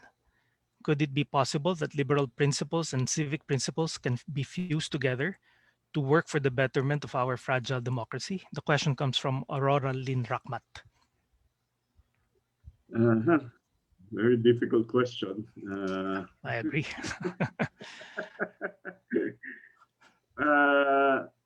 The difficulty I have is that I still have to think about how I would operationalize those two things, right? What's the first one for me? How to preserve the fair instrument in the survey or the influencing of public opinion? Could it be possible that liberal principles and civic principles can be fused together to work for the betterment of our democracy? So when we talk about liberal and civic, to me those are not necessarily mutually exclusive principles. Because when in many of the indices, when they speak of democracy, they actually already include the civil or the civic component as an indicator of democracy. So in that sense, the civic is, or the civil is essentially a part of what is referred to as liberal democracy, an element of the liberal democracy model. There are two components of the question, right? The second one would be the question with regard to what surveys produce or what surveys condition. Uh, how to preserve the fair instrument in the survey or the influencing of public opinion? Well, that's one thing that is that, and this is with regard to both the world values and the Asian barometer surveys, because those are both representative surveys. They engage in a random selection of respondents.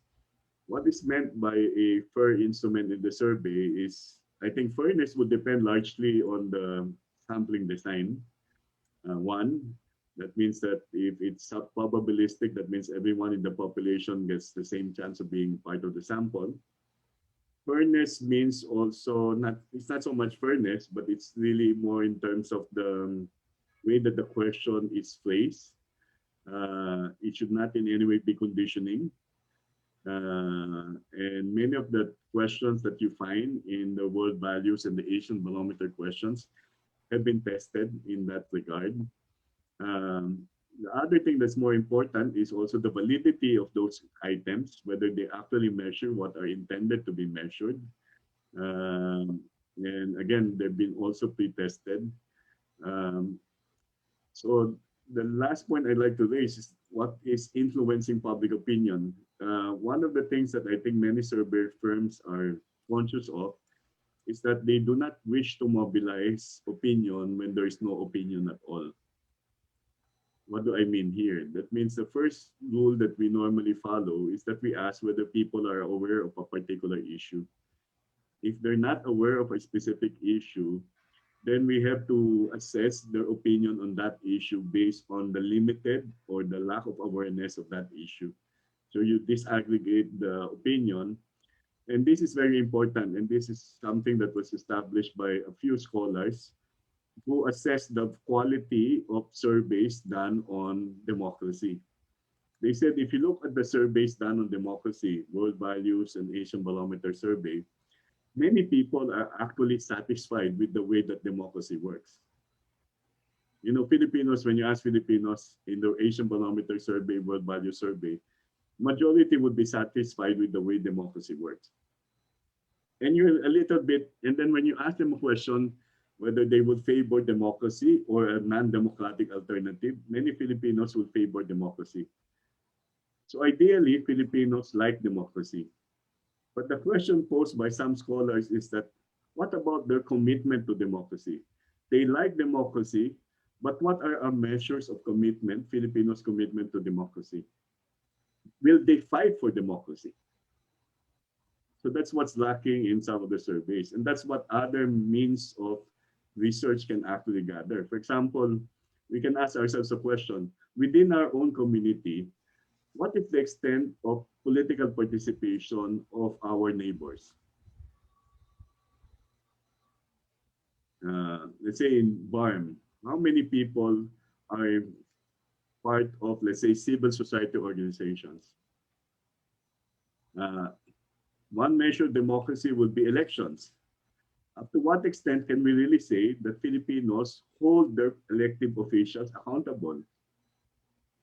If an elected official is known to be corrupt, is the elected official bound to be fired by the people? Or will that elected official be re-elected? And what does that say about vertical accountability? So that's one thing that has been mentioned, right?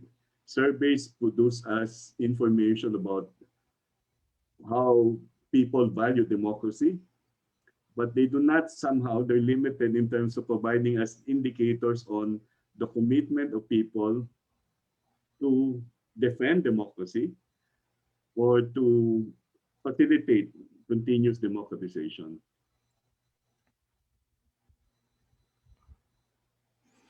Okay.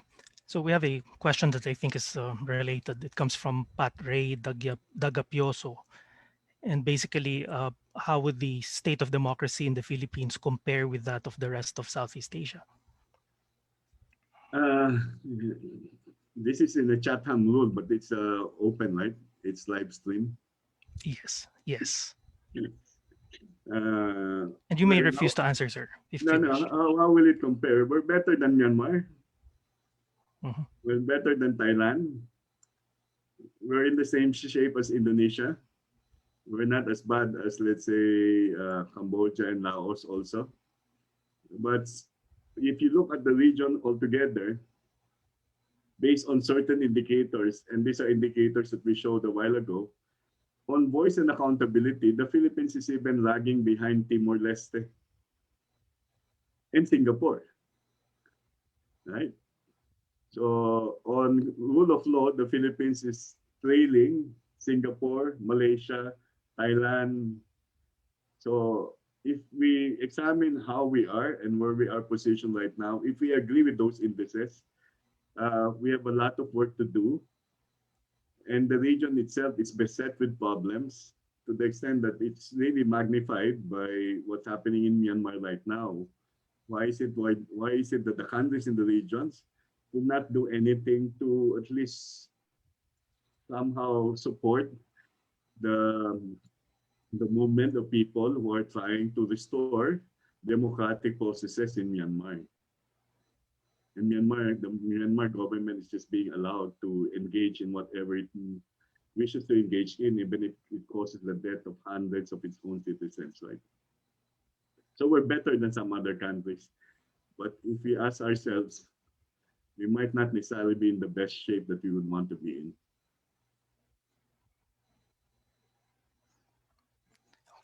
Okay. So, well, we have a diverse set of questions, and one comes from Federico Filipino. Another difficult question, I believe. In line with Huntington's 1991 warning that each wave of democratization is likely to be followed by a period of reversal, do you believe that it is likely to happen to us? Well, let's just say that our own process of democratization has been interrupted across the last 35 years. We've seen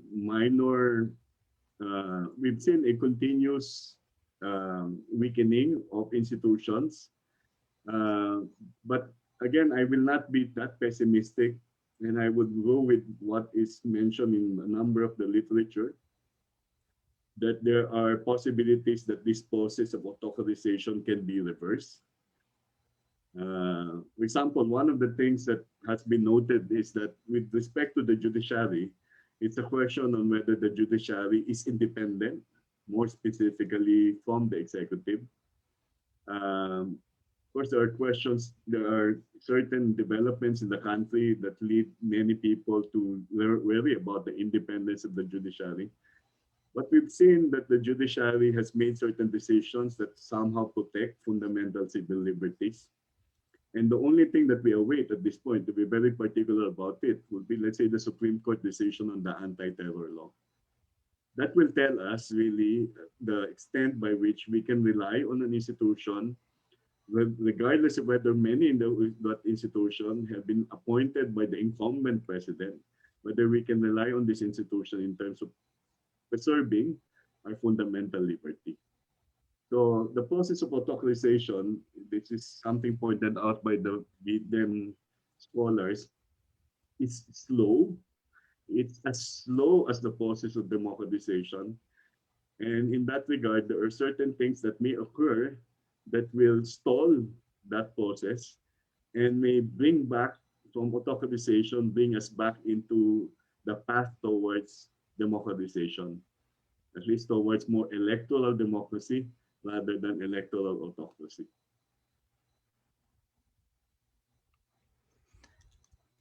There's an important question from an anonymous attendee. do countries with, but I don't know if this is within your area of research, but do countries with high or strong liberal democracies prioritize the education infrastructure compared to those with weak or poor liberal democracies? It's quite hard to answer the question. What we can think of is that there are certain countries where if you look at the number of years that school age population are, that the average number of years that children get to school, many of them are actually more developed liberal democracies compared to the poorer countries. And in some cases, the poorer countries are not necessarily liberal democratic for that matter. So we will have to look at the data. The data is there. If you go to the World Bank, for example, website, and you look at countries based on the mean years of schooling, you will find that there are many countries where the mean years of schooling are higher, and many of these countries are either social democratic or liberal democratic. So it may vary, but we will have to check.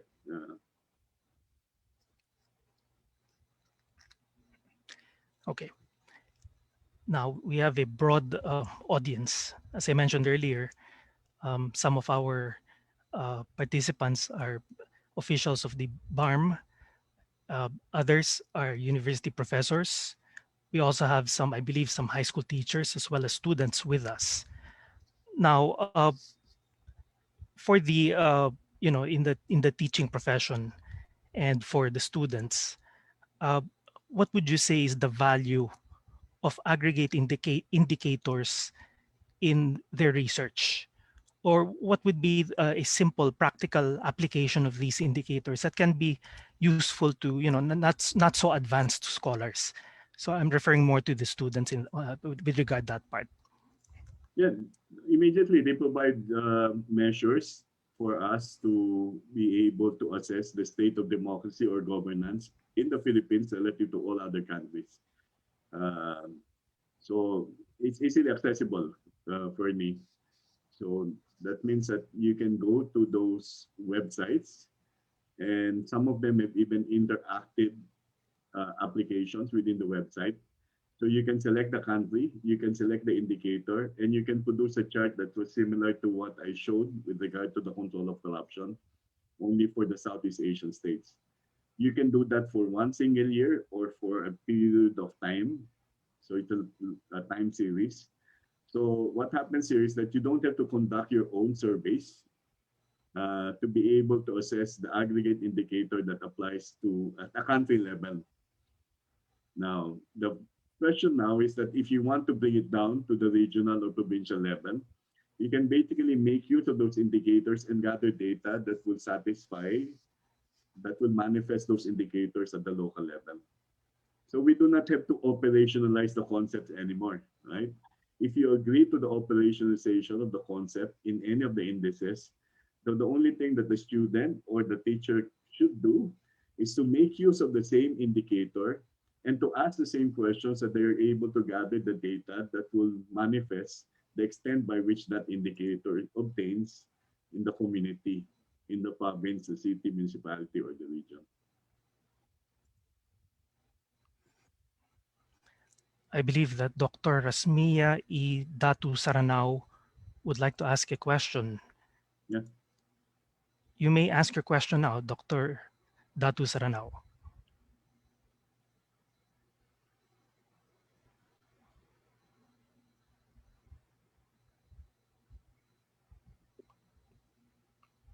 Are you asking a question? It's still muted.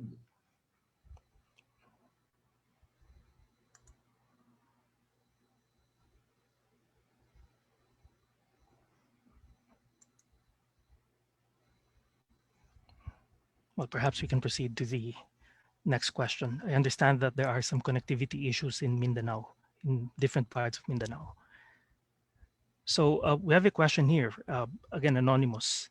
Is democracy one of the factors in proliferating the participation of people in our country? And what is its negative effect on the development, especially in decision making?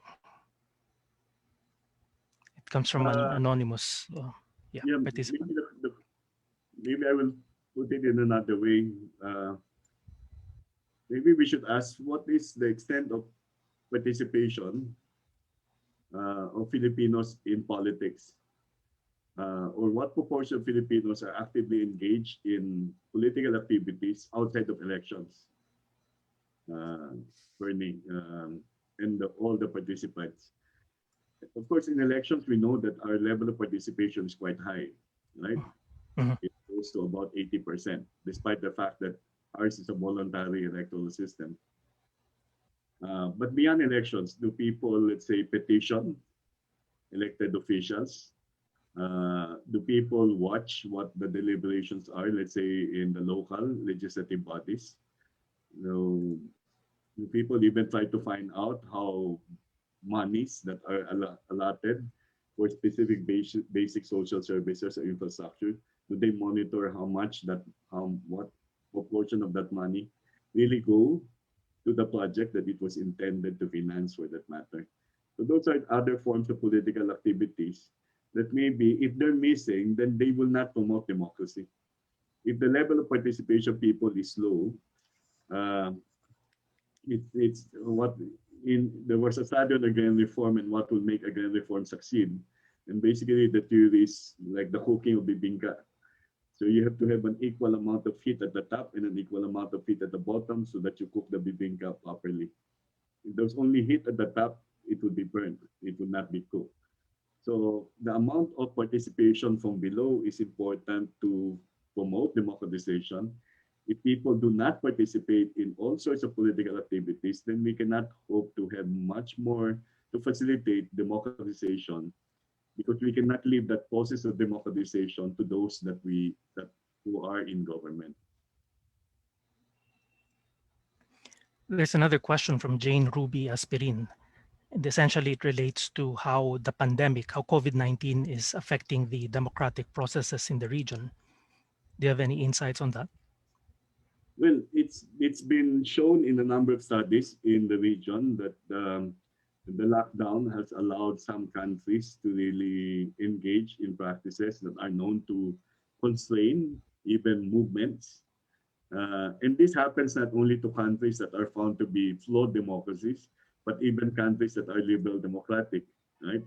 So the pandemic has restricted a number of civil liberties. For example, just this morning, I read a piece in Australia. Australians are still barred from traveling abroad, even if you're a dual citizen, and that is a restriction on the freedom of movement.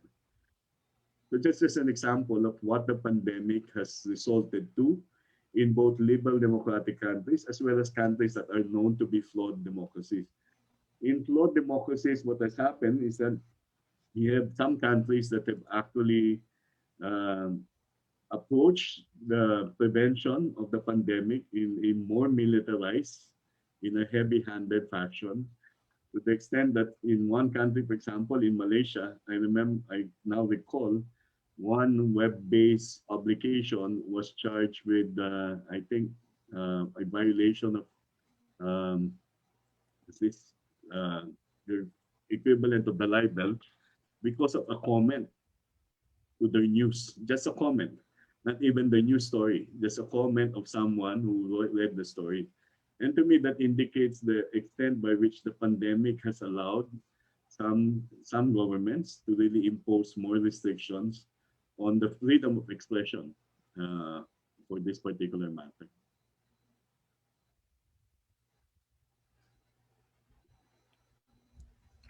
Okay.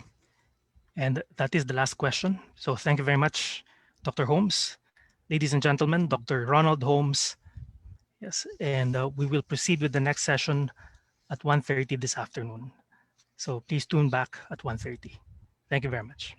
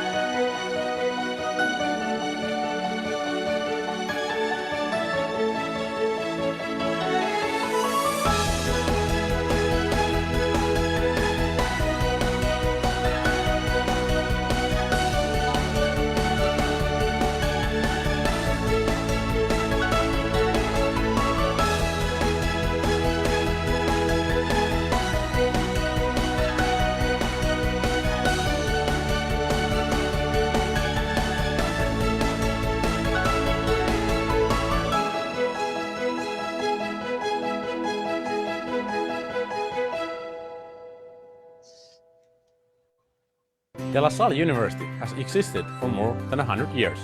It is cool to be part of this traditional yet global institution that embraces cultural diversity. My professors have been so helpful and encouraging. They guide me to the right coursework and program. They continue to teach me to strive for academic excellence. I'm comfortable with the facilities, particularly with the Learning Commons, as it offers a lot of rooms to study and research. Also, the assistance and support of library personnel are superb. My exchange experience opened doors of opportunities I did not know I could have before. It was a very life-changing, unexpected journey, and it undoubtedly is the highlight of my college experience. The program has helped me deal with people from different backgrounds and work ethics, and it is a learning experience that would forever leave a mark in me.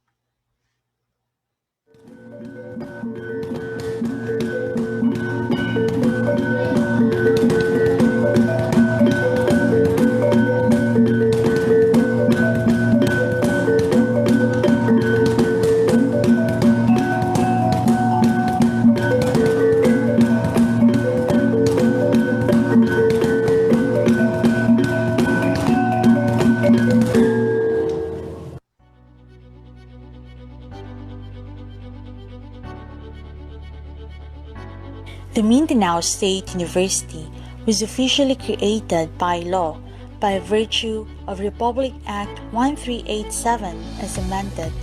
The principal author of this act was the late Senator Ahmed Tumukao A. Alonto Sr., the university founding father. MSU is the first state university in the southern part of the Philippines in Mindanao, and second to the University of the Philippines, being the first and premier state-sponsored institution of higher education in the country. MSU was formally established on September 1, 1961 in Marawi City, formerly called as Densalan, the capital city of the province of Lanao del Sur. Aspiring to be the center of excellence in instruction, research, and extension by transforming itself into a globally competitive national peace university, MSU System is committed to lead in social transformation through peace education and integration of Muslims and other cultural minority groups into the mainstream society, ensure excellence in instruction, research development, innovation, extension, and environmental education and discovery, advance national and international linkages through collaborations, and demonstrate greater excellence, relevance, and inclusiveness for Mindanao and the Filipino nation. From a one-campus university, the Mindanao State University transformed into an 11-campus university system with a total student population of 82,064 and a faculty force of 3,444 in 2015. Each campus is headed by a chancellor or superintendent for the 3 integrated technical vocational education campuses. Presently, MSU is the largest government university in the Philippines in terms of student population. The university president is the head of the whole MSU system and is concurrently the chief executive officer of MSU Marawi campus. The president also serves as the ex officio vice chairman of the Board of Regents, the highest policy-making body of the university. The office of the president caters all services to 11 campuses.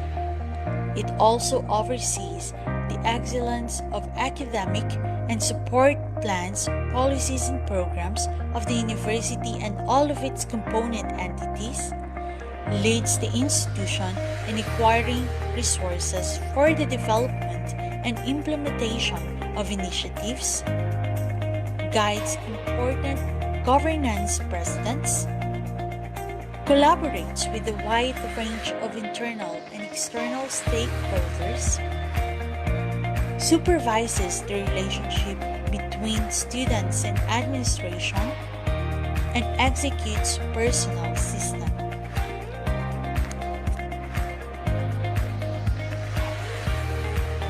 The Office of the President is located in the Administration Building of Marawi Campus. Over the years, AMSU Marawi as the mother campus has transformed to an extremely modernized academic institution which holds aloft the desire to maintain quality education. At present, the university operation is complemented by the university's physical plant and facilities.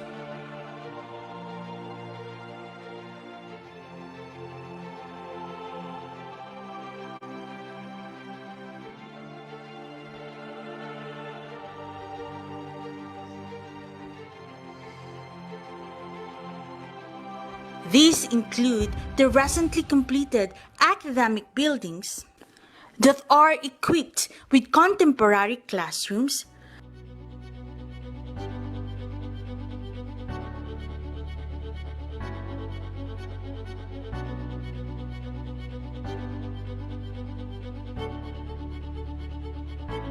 laboratories,